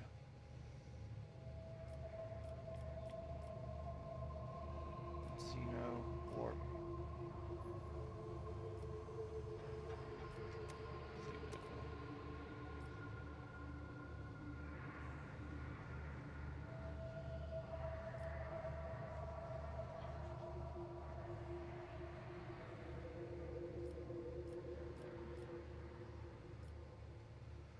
Tax.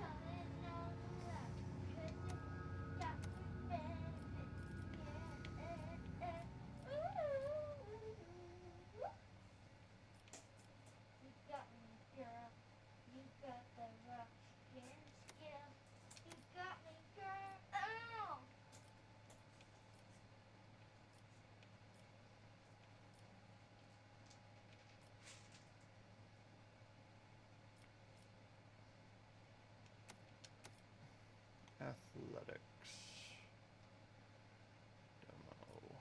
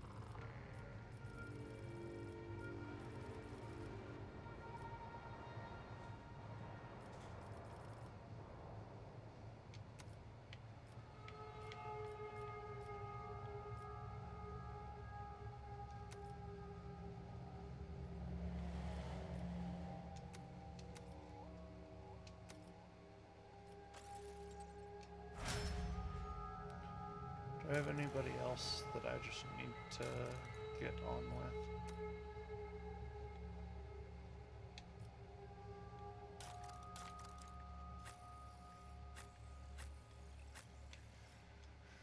Alright, Revel and Slaughter.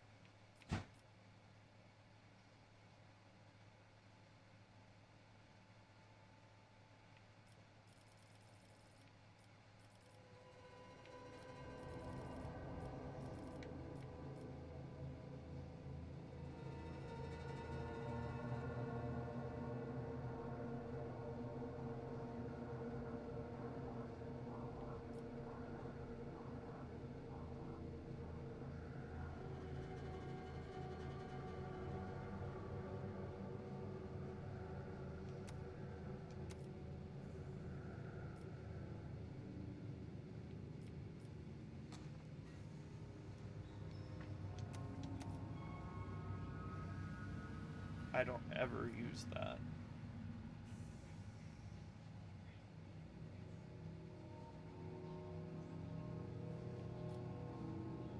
I use that a lot.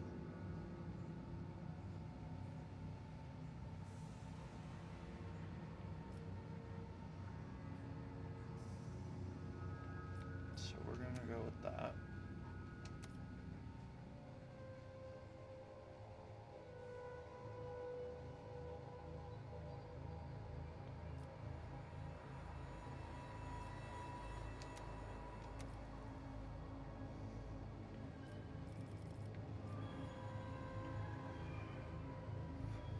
Plus 1 stack of Disturbed.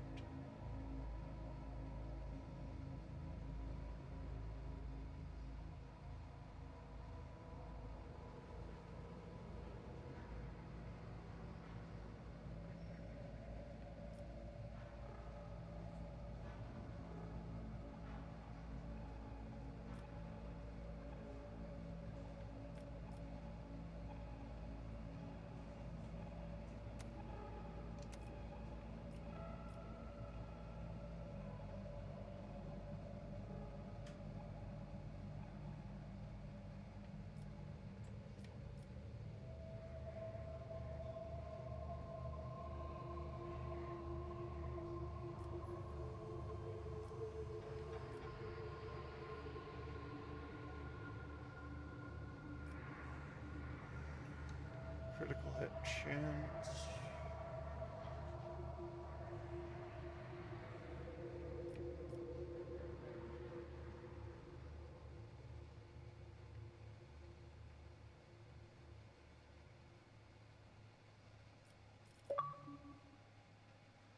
Hey, Onion.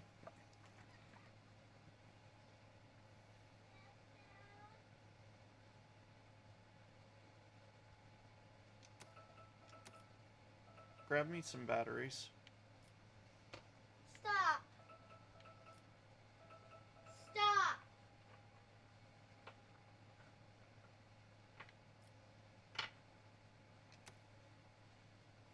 Thank you, sweetheart.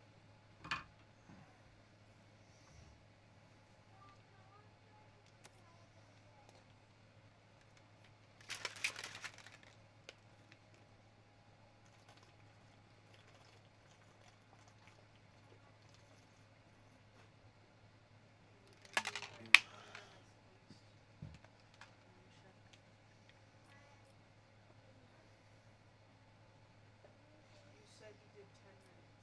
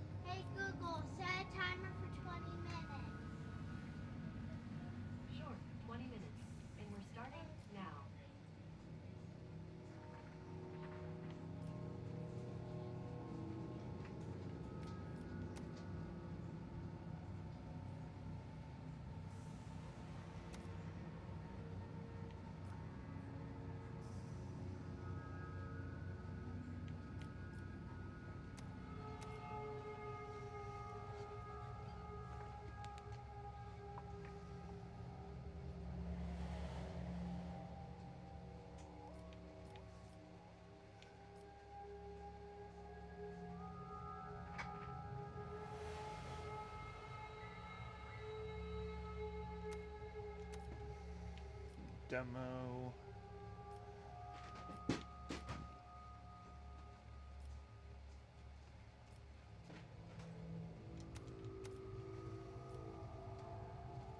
Night, night, Dada. Good night, my child. I love you. Onion. What? Onion. What? Papa loves you, Onion. That's Your papa loves you.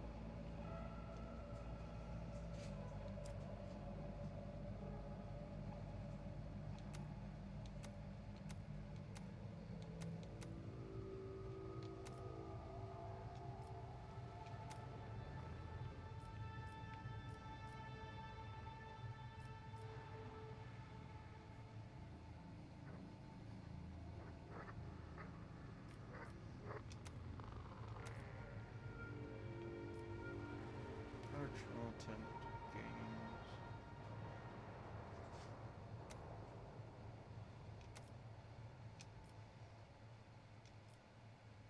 Ballistic skill.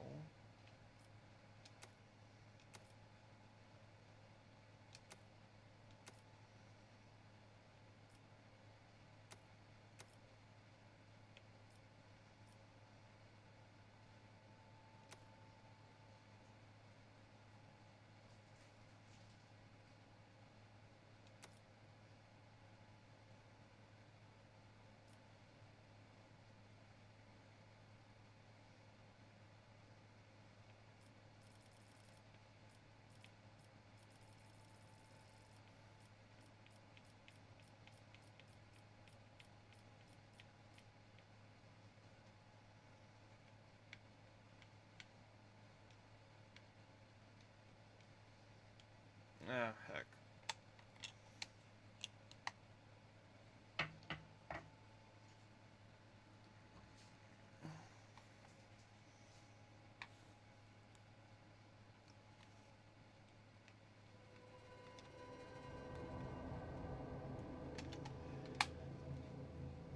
I know this has not been a very exciting episode. I just haven't done this yet, and I've been meaning to for a long time.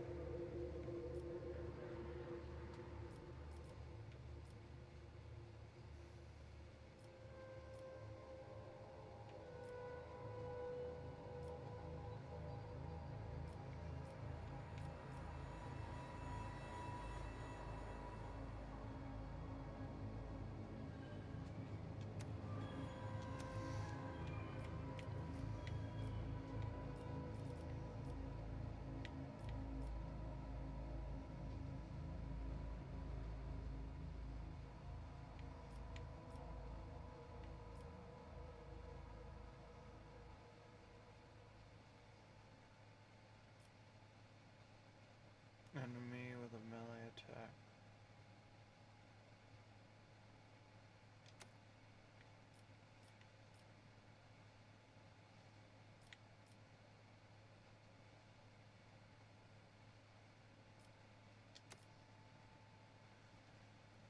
Athletics or demo. Actually, I need to put it all in Medicaid.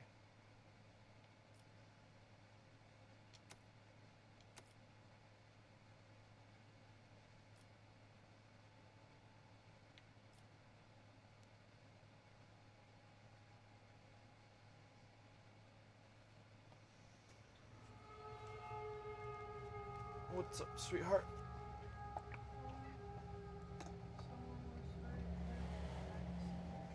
Hold on. Wait, what? Someone was very clearly practicing to shave in the mirror. Very clearly. Practicing to shave? He was shaving from over there, with razor blade lines through it.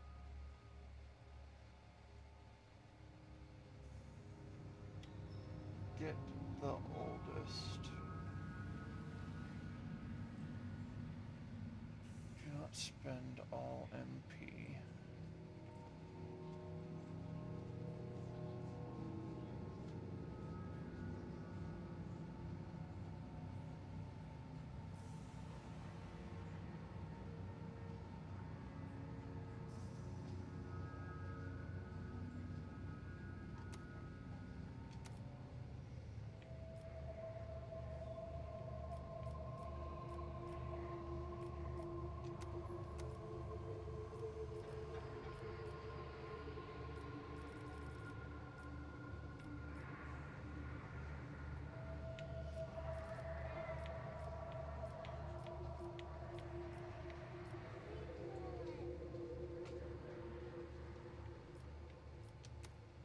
What's wrong with my mirror?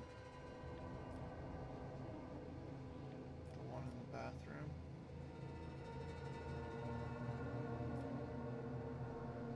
I'll rethink that answer.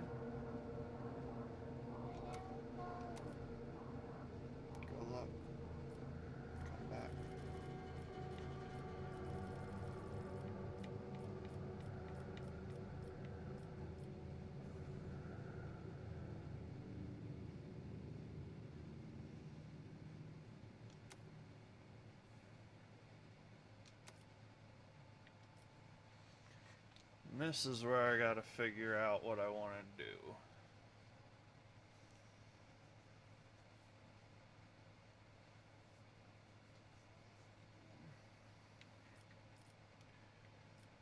I'm thinking kick since it puts...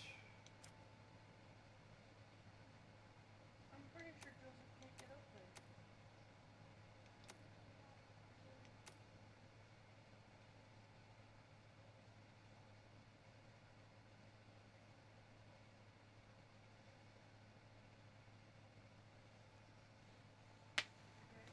Since I can just kick the person and then keep shooting with a heavy weapon. I don't have as many people to blame.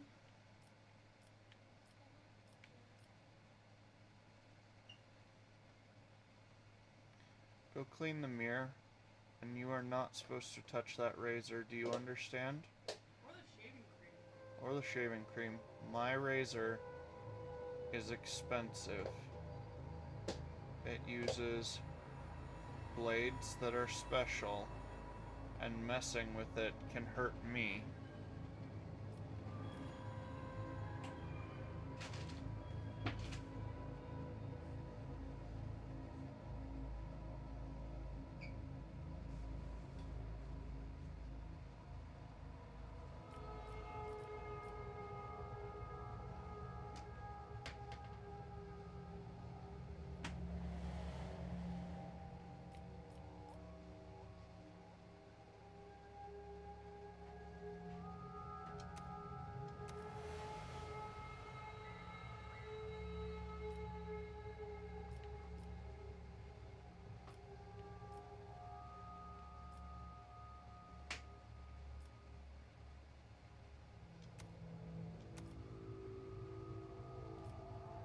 Demo.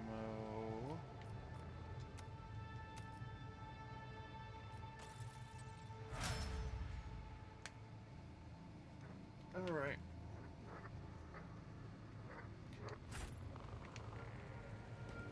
I'm watching you. Look no less. You interrupted my thoughts. I wander through the stars. The Emperor protects. For the Emperor! State your intention. I have to level this chick too. Luckily, it's only one.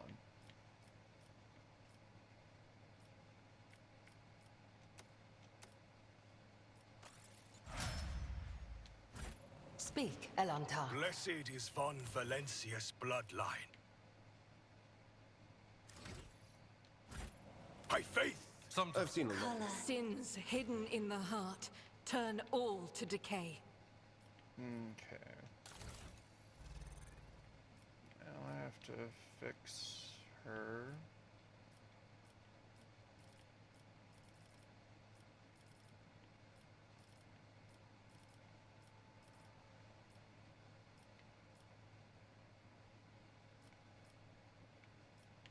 She has...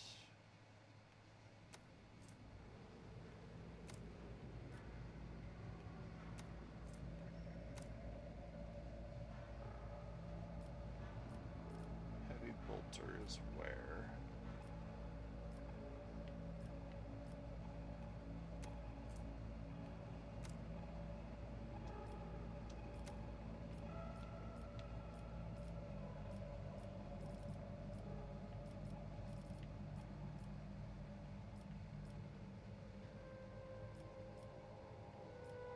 Where the heck is the heavy bolter? Oh, it's right there.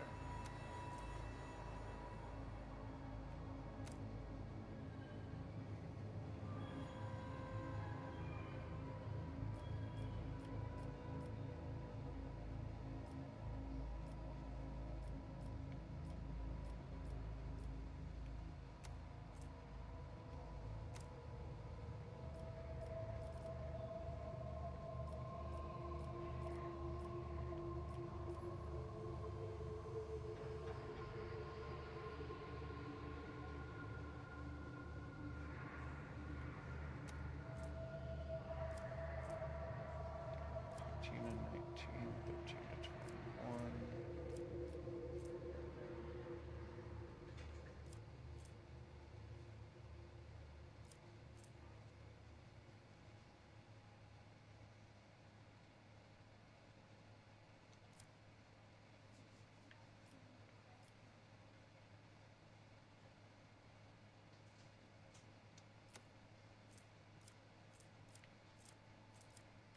wait, no.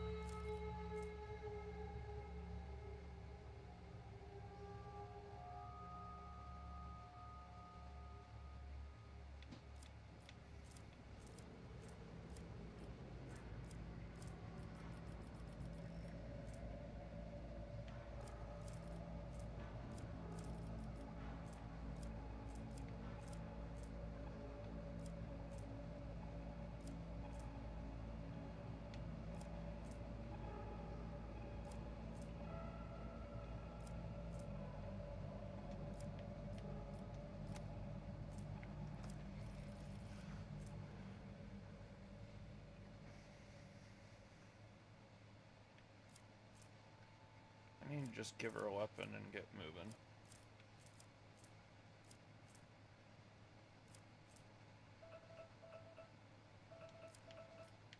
Stop. Timer went off.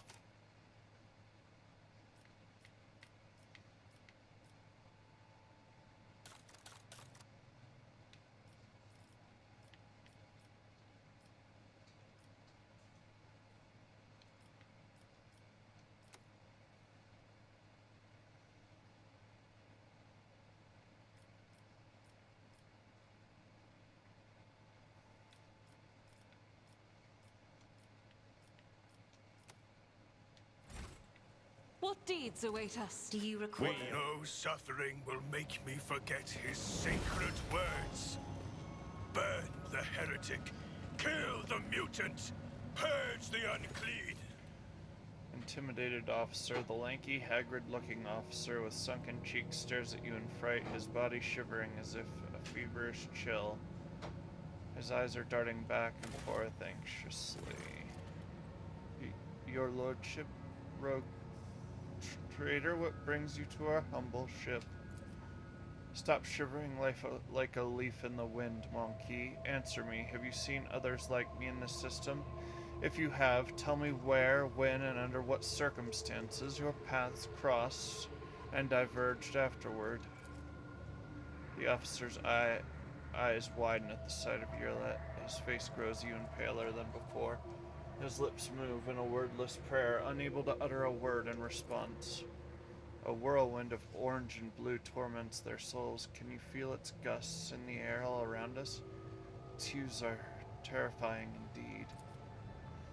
Heinrich sets his hand on his weapon and nods at the trembling officer. I have seen people like this before, afraid of their own shadow. More than that, I have turned my underlings into this. He has been tortured.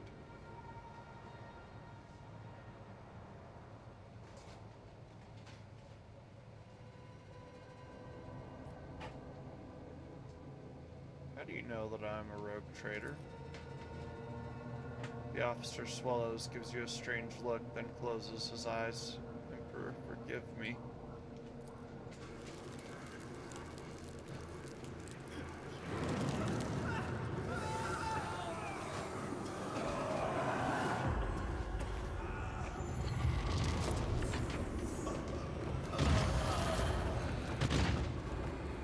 Shadow roamers. You monkey. I'm beginning to think that your kind is eager to step into our snares.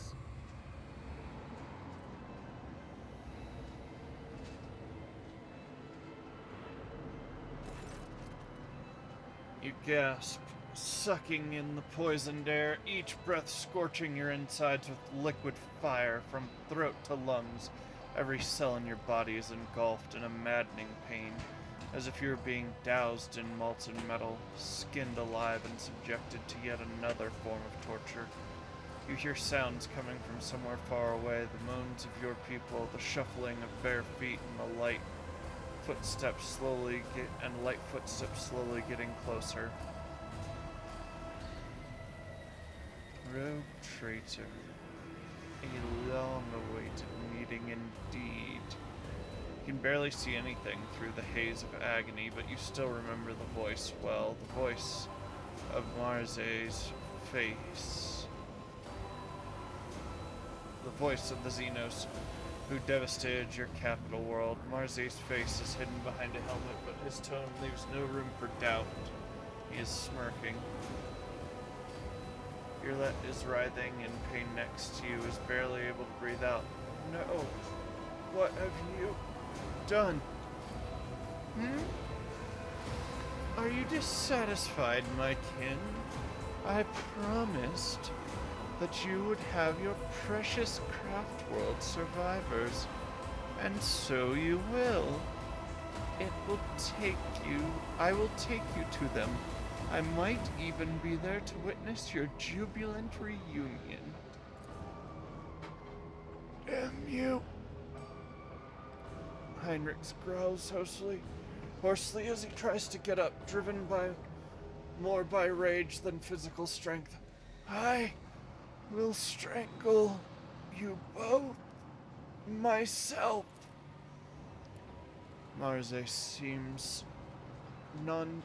Marseille nonchalantly kicks the arm Heinrichs is using to prop himself up, and he tumbles to the ground. That seems unlikely, monkey. Both of your fates are now mine to decide. Marseille takes a closer look at your companion squirming in agony, then gestures nonchalantly to someone you cannot see. Bring in the injectors. The monkey I have promised to Tervantius are among them.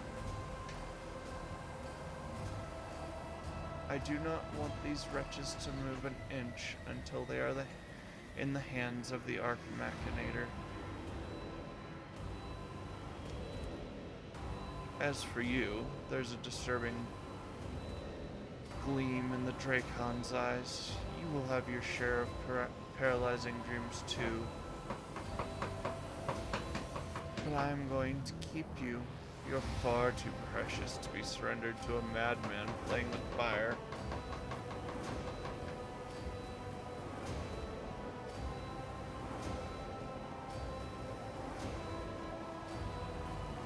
You will rue crossing me again. You disappoint me, monkey. I have heard the pleas of millions and the curses of billions. You can do better. His last words fill your head like the deafening echo of a ship's siren. The gas key creeps deeper into your lungs, eating away at them hungrily. As the agony spreads down your every limb, you are suffocating. Are you enjoying the sensation? I had this poison made for you. Who could have thought that a monkey would one day earn such an honor? A special gift from a dragon. But you're suffering. I knew the taste would be exquisite were I to add a touch of the Drukari's talent for extracting anguish.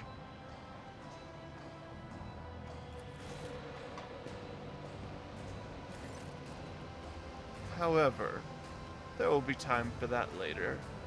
No matter how I wish to play with you all, one after another, I need you for a purpose, Rogue Trader.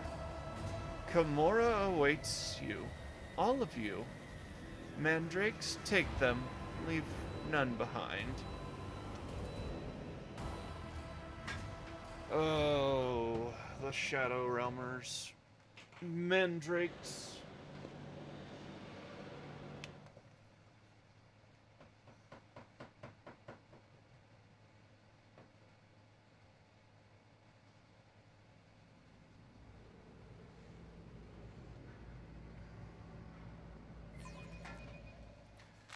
Alright, we're gonna take a quick break. I need to run to the bathroom again. We'll be back in just a minute. I'll give you guys the alternate break screen even. Oop, wrong one.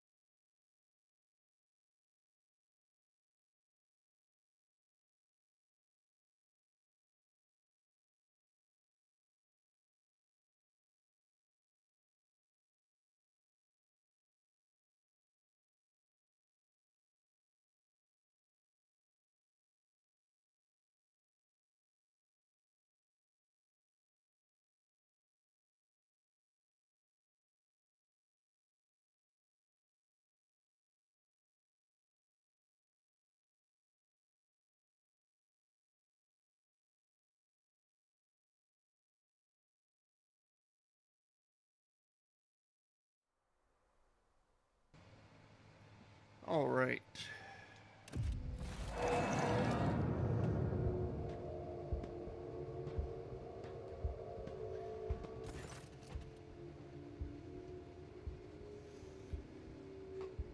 Your consciousness emerges from an ocean of darkness and nightmares, as if someone's powerful hand reached into its depths and brought you into the light. The dark room, in the dark room, long and angular shadows move around and exchange remarks. One of the shadows approaches you, ripping apart the veil of pain and revealing features that look familiar to you. You are awake, monkey. Marzi's voice is sickly sweet. He is looking at you with idle interest, rolling a soft, milky-colored object from one hand to the other. Our toxin master spared no efforts to drag you out of the induced dream. I must commend the nightmare weavers. The emanations of fear you exuded in your delirium are worthy of the highest praise. However, it is time to finish what you were brought here for. It is time to work for the good of the Cabal, rogue trader.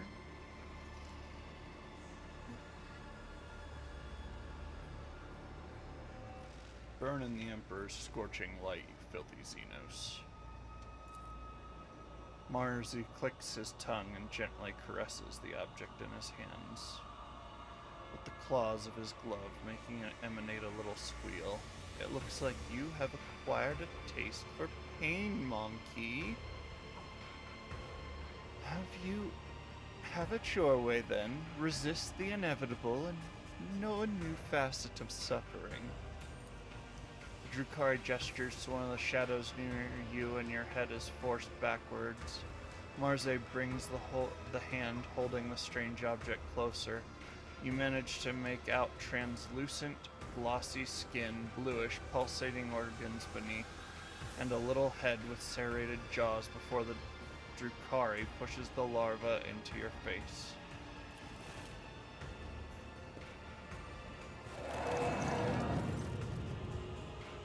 Sensing warmth, the creature springs into motion a moment later. As it blindly pokes at your skin, it discovers your nostril and rushes forward, stretching the skin and tearing through the mucous membrane. Unbearable pain overwhelms you as the larva begins to force its way through the soft tissue and cartilage, each of its movements causing a crunching noise to reverberate through your skull.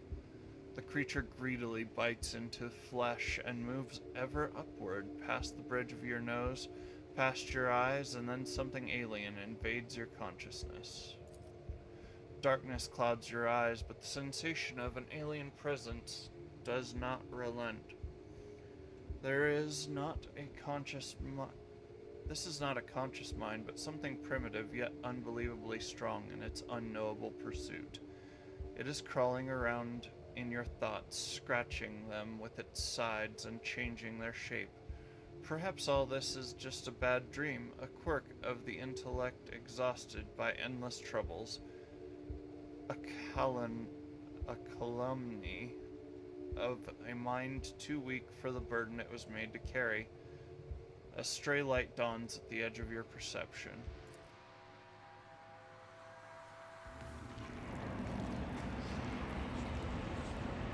That's my bridge.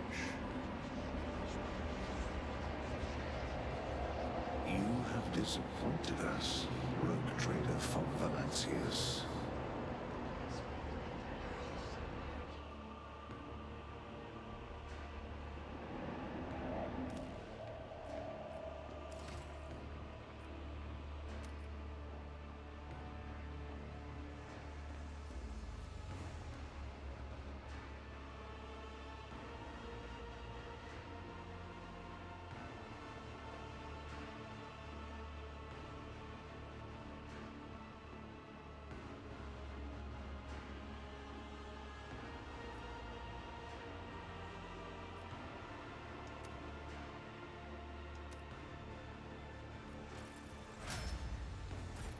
Let us walk this path to the end. Oh no.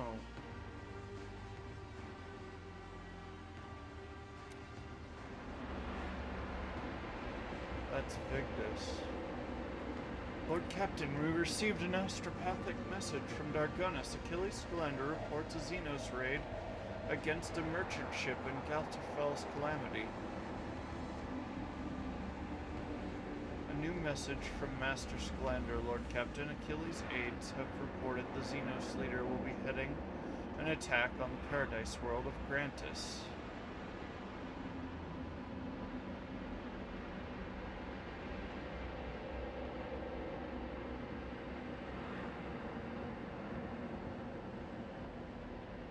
We've identified the breed of Xenos that pose this threat.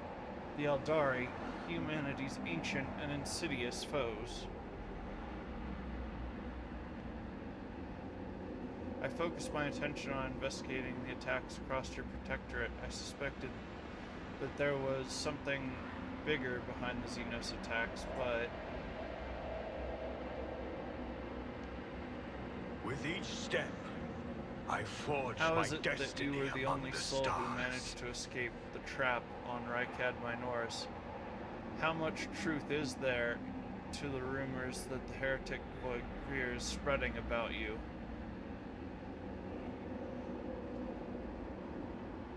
That's the Inquisitor.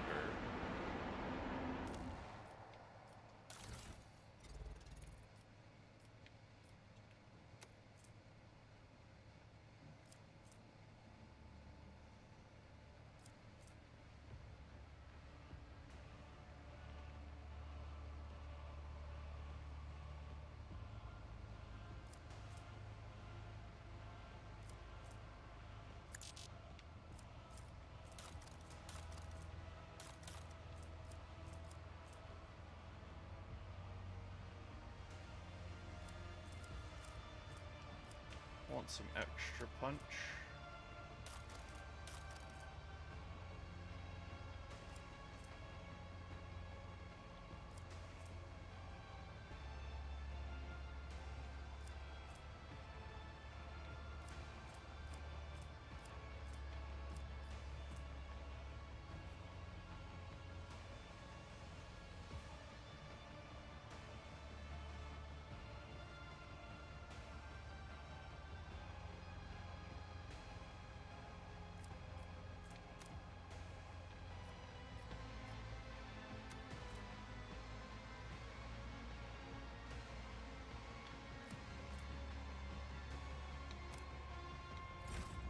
Let the faith guide my path I'm to going to glory. ignore any minor liberties that you, esteemed rogue trader, have taken.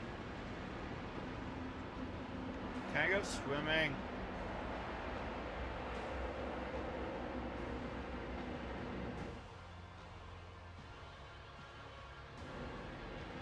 Do my eyes deceive me? Explain yourself, Ellentalk. You are accused of consorting with Xenos, betraying the Imperium, and neglecting the interests of humankind.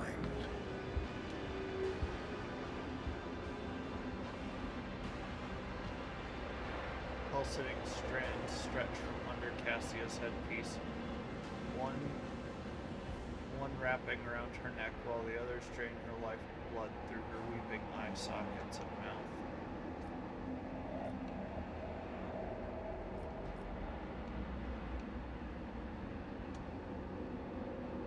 Every exposed area of Argenta's skin is modeled with an intricate pattern of scarlet blisters, crimson indentations, and charred tissue.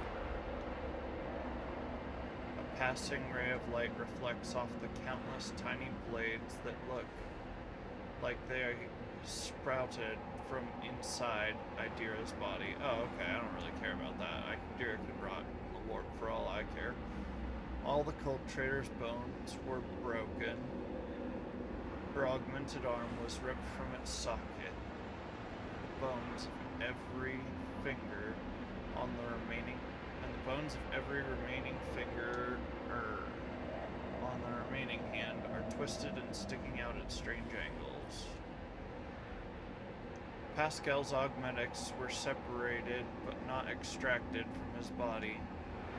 The places where they connect to the organic tissue teem with predatory millipedes feasting on the coagulating blood and accumulated pus. Abelard Wassarian's limbs were amputated, then sewn back onto his body with remarkable skill and precision using human tendons. F in We the are chat, bound boys. by the blood of martyrs.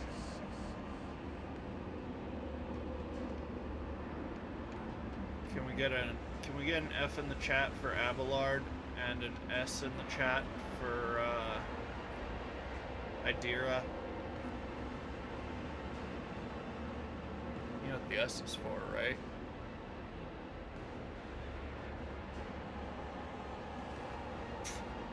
Spitting on her corpse. The tribunal is waiting for your explanations. Come closer.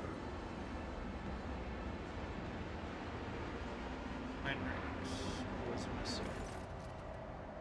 And here comes our principal witness, the rogue traitor himself. Heinrichs gives you a cold look. If the presented evidence was not enough to convince you, his testimony will conclude this confusing case full of oath-breaking lies and heresy.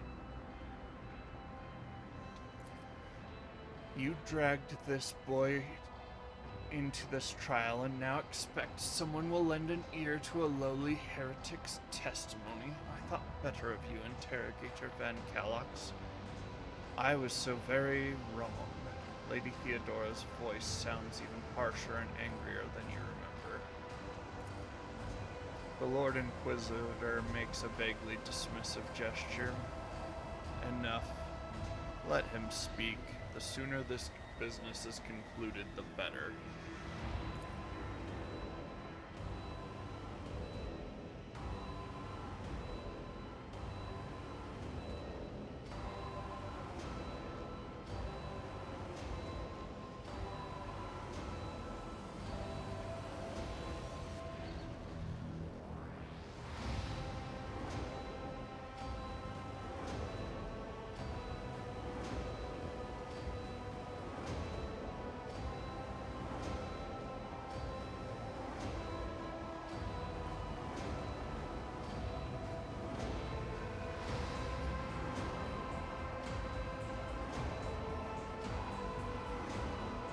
Let us continue.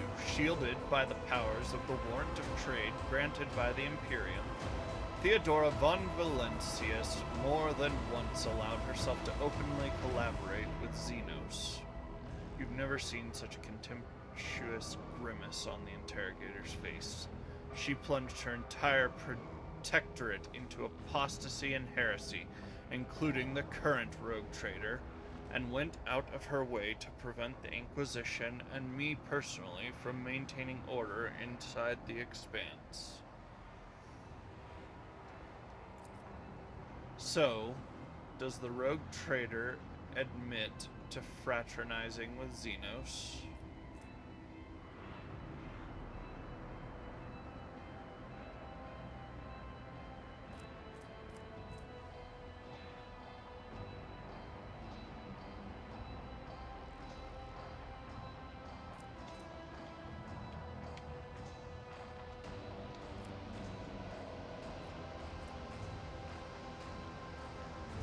Wait, something is wrong. Why are you all here? Where is Marze? What happened? Try to recall anything, but all your thoughts keep swirling like a turbulent maelstrom in your head, and searing pain grips your temples.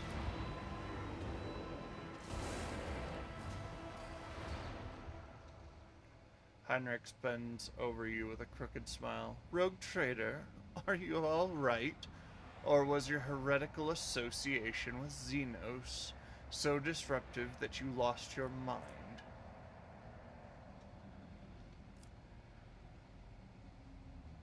This is really good because this is the tooltip stuff, the information for decision consequences, and even that is keeping the illusion going. The mocking words do little to hide his irritation. The interrogator is obviously displeased with the turn the conversation is taking. The Inquisitor leans forward slightly at the sight of your anguish. For a brief moment, the boredom in his eyes is gone. It was amusing, but the joke has outstayed its welcome. Theodora shoots the interrogator a nasty look. It is painfully obvious this heretic is dancing to your tune, his word against mine. You'd lost before you even unsheathed your blade, Heinrichs. You need not worry, dear Lord Captain. It was not my intention to bring up unsupported claims. Heinrichs produces a data slate and skillfully manipulates the device until he locates the necessary information. The rogue trader has often been accompanied by a Xenos companion.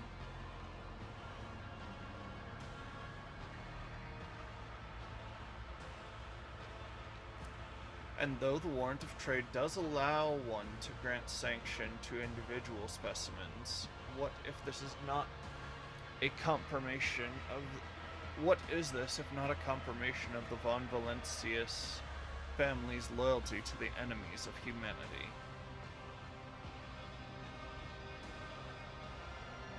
They can't try me.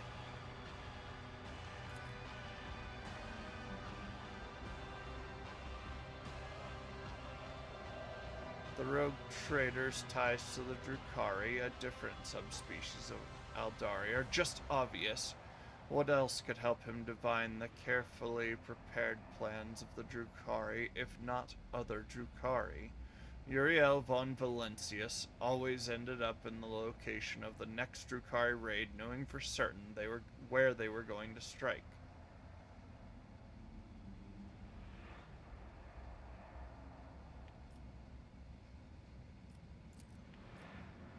Yes, I did cooperate with the Xenos, this I will not deny. Cooperation is a double-edged sword. Sometimes you use your partner, and sometimes your partner uses you, which is what happened to the rogue trader. Lady Theodora used him to undermine the standing of the Imperium in the Expanse. Tribunal remained silent, although those present cast anxious glances at your predecessor.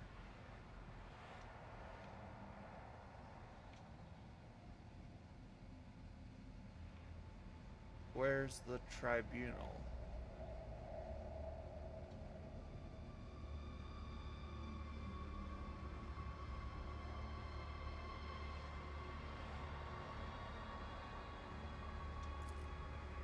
At this point, the tribunal probably wants to know what the true intentions of the von Valencius dynasty are. The rogue trader claims he has been waging war against the Drukhari this entire time. Except, was there really a war? Or was it just another carefully staged performance? Heinrichs is looking at you closely, almost without blinking. Allow me to explain what actually happened. Uriel von Valencius personally invited the Drukhari to his worlds, then used their strength and resources to sow chaos in the Expanse, to gain leverage over his rivals. It is very convenient to play the victim while working with those who rob your neighbors blind and terrify the worlds that pay you tribute. How much did you profit from this, rogue trader? Did you think I would not uncover your pathetic conspiracy?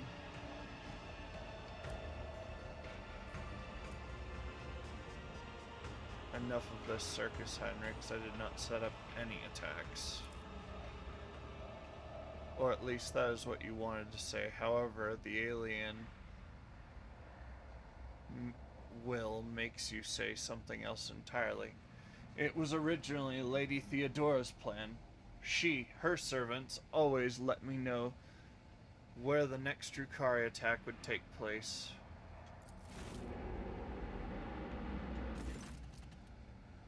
Your pathetic attempts to paint me as a heretic are like a blunted rapier, tedious and useless. Theodora's gaze is not directed at you, she is addressing Heinrichs. I do not think so. Another witness to the atrocities arrived alongside the rogue trader. Hewlett silently takes a graceful step forward. If the court so desires, my speech will run like a river and wash away your doubts. I found a shard of my home in the rogue trader's chambers, an entire craft world vanished among the stars, the only clue to its fate resting in the hands of this monkey. That was when I began to suspect you may have had something to do with the misfortune that had befallen my Krudderak. Do not be deceived by his breed. There is a cunning predator lurking behind the fluttering of fragile butterfly wings. The monkey before you is a bizarre amalgamation of qualities not usually inherent to his feeble species. He has mastered the mysteries of many of this world's cultures, the secrets of the universe, and ancient artifacts, the fine art of war, the intricacies of deceit. All are embodied in a single monkey, however hard it may be to believe.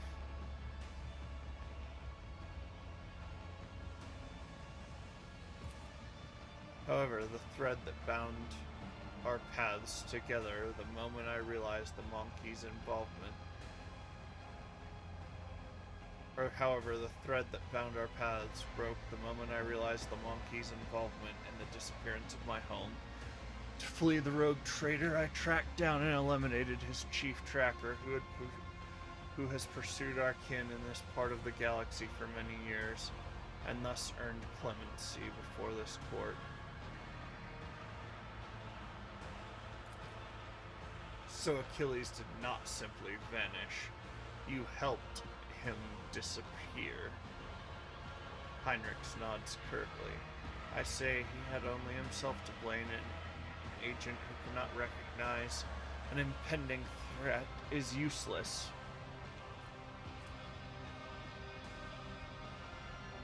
No, this is wrong.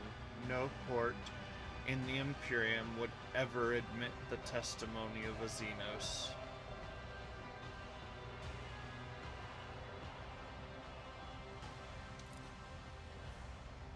You are only allowed to speak when questioned, but since the rogue trader is so eager to make his voice heard, by all means do so. The court is curious to know what you gleaned from this interrogation.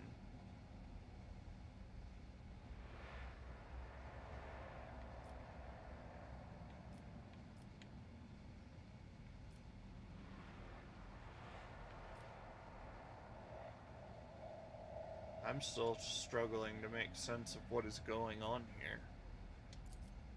You do not need to understand, Monkey. Gotcha, Heinrichs.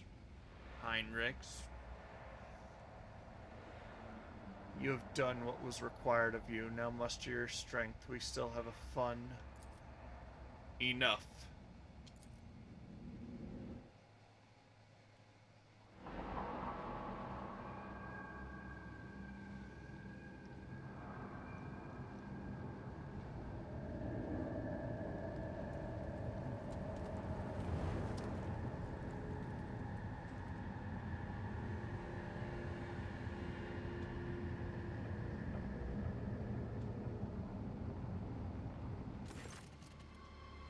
After the spell is lifted, staggering pain pierces your body, darkness clouds your vision, and nausea creeps up your throat. But the wounds you manage to forget soon remind you that you are still alive. Archon Nazrakai. Archon Nazrakai, the weakness of your subjects is an insult to the Council of Archons and the supreme overlord of Camorra himself, Ymriss. The commanding, inhuman voice tears you from the vice of agony. You see an unknown Drukhari in the center of the chamber, whose presence alone causes your insides to clench. Instead of fighting and ripping what they are owed from Destiny's hands by force, they dare to crawl into the Dark Palace, begging for favors. The Master of Camorra is actually so powerful, he can reshape Camorra at a whim to what he would like. That's why it can't be overthrown.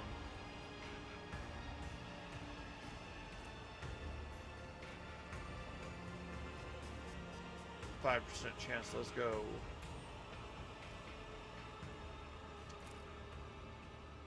Xenos looks menacing. Perhaps she is the personal guard of the Drukhari sitting on the throne? The Drukhari sitting on the throne is who we're looking at. One half of his face is hidden behind a golden mask and a malicious, sharp-toothed leer. The Xenos' elaborate armor is decorated with skulls and patches of human skin, impaled on countless blades and hooks. He carries himself with authority and ease, as though he is a ruler who holds the threads of fate of all those present tightly in his grasp. Yeah, he's an Archon, he probably does.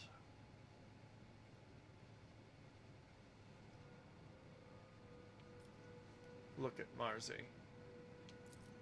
Smug grin has fled Marzi's face. He clutches the hilt of his blade and casts a vicious look at the female Drukhari in sumptuous armor. Look at Yurlet.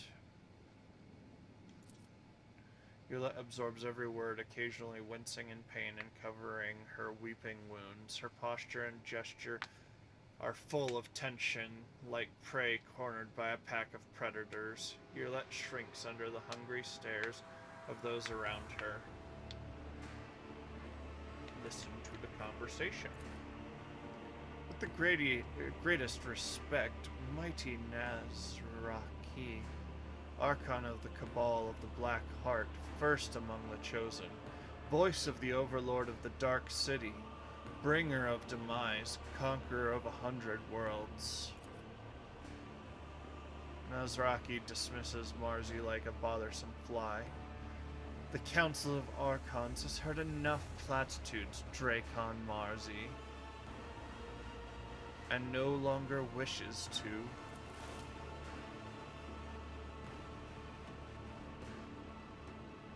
Sly intrigues, ruthless child.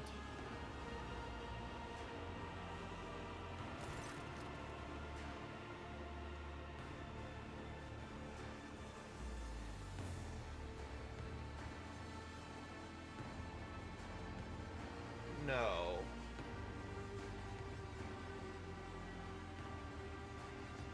That's a Harlequin.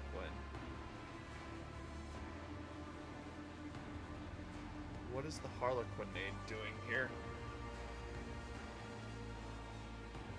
They're not Aldari Craftworld. They're not Craftworld Aldari. They visit the Craftworlds a lot, but their job realistically is to wage war on behalf of the Aldari in some aspects, but specifically they serve as the guardians of secret knowledge, most of which is kept in the Black Library at the center of the webway. I don't think the Drukhari can get into the Black Library. Of vitriol verbose, the cut and thrust. Keep time with fate's own machinations grave, but whose deft footwork leads to naught but dust, while from its brutal finish none can save. This play the puppet master granted me, through murky stalls, a path obligingly.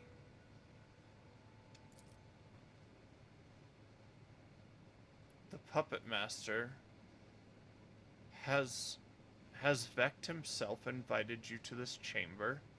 The Archon chokes on his own words, but quickly regains his composure. No matter, you may be our guest, Arebinian, but you are merely a spectator in this performance, and spectators do not belong on the stage, as you undoubtedly know. Do not interfere. The stranger presses a delicate finger to the lips of his sorrowful mask and says with a twinkle in his eye, "A shadow in the shadows will I be."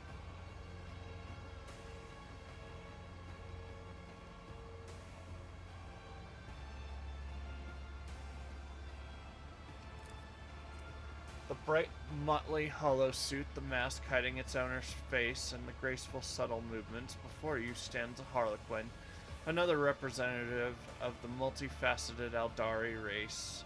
The Xenos catches your eye and nods. For a moment, the play of shadows on the mask appears to twist its expression into a mischievous grin. What do I know about Vect? Judging by the Archon's reaction, this is a prominent figure in the Drukhari hierarchy. But memory fails you. You are not familiar with the Xenos by that name.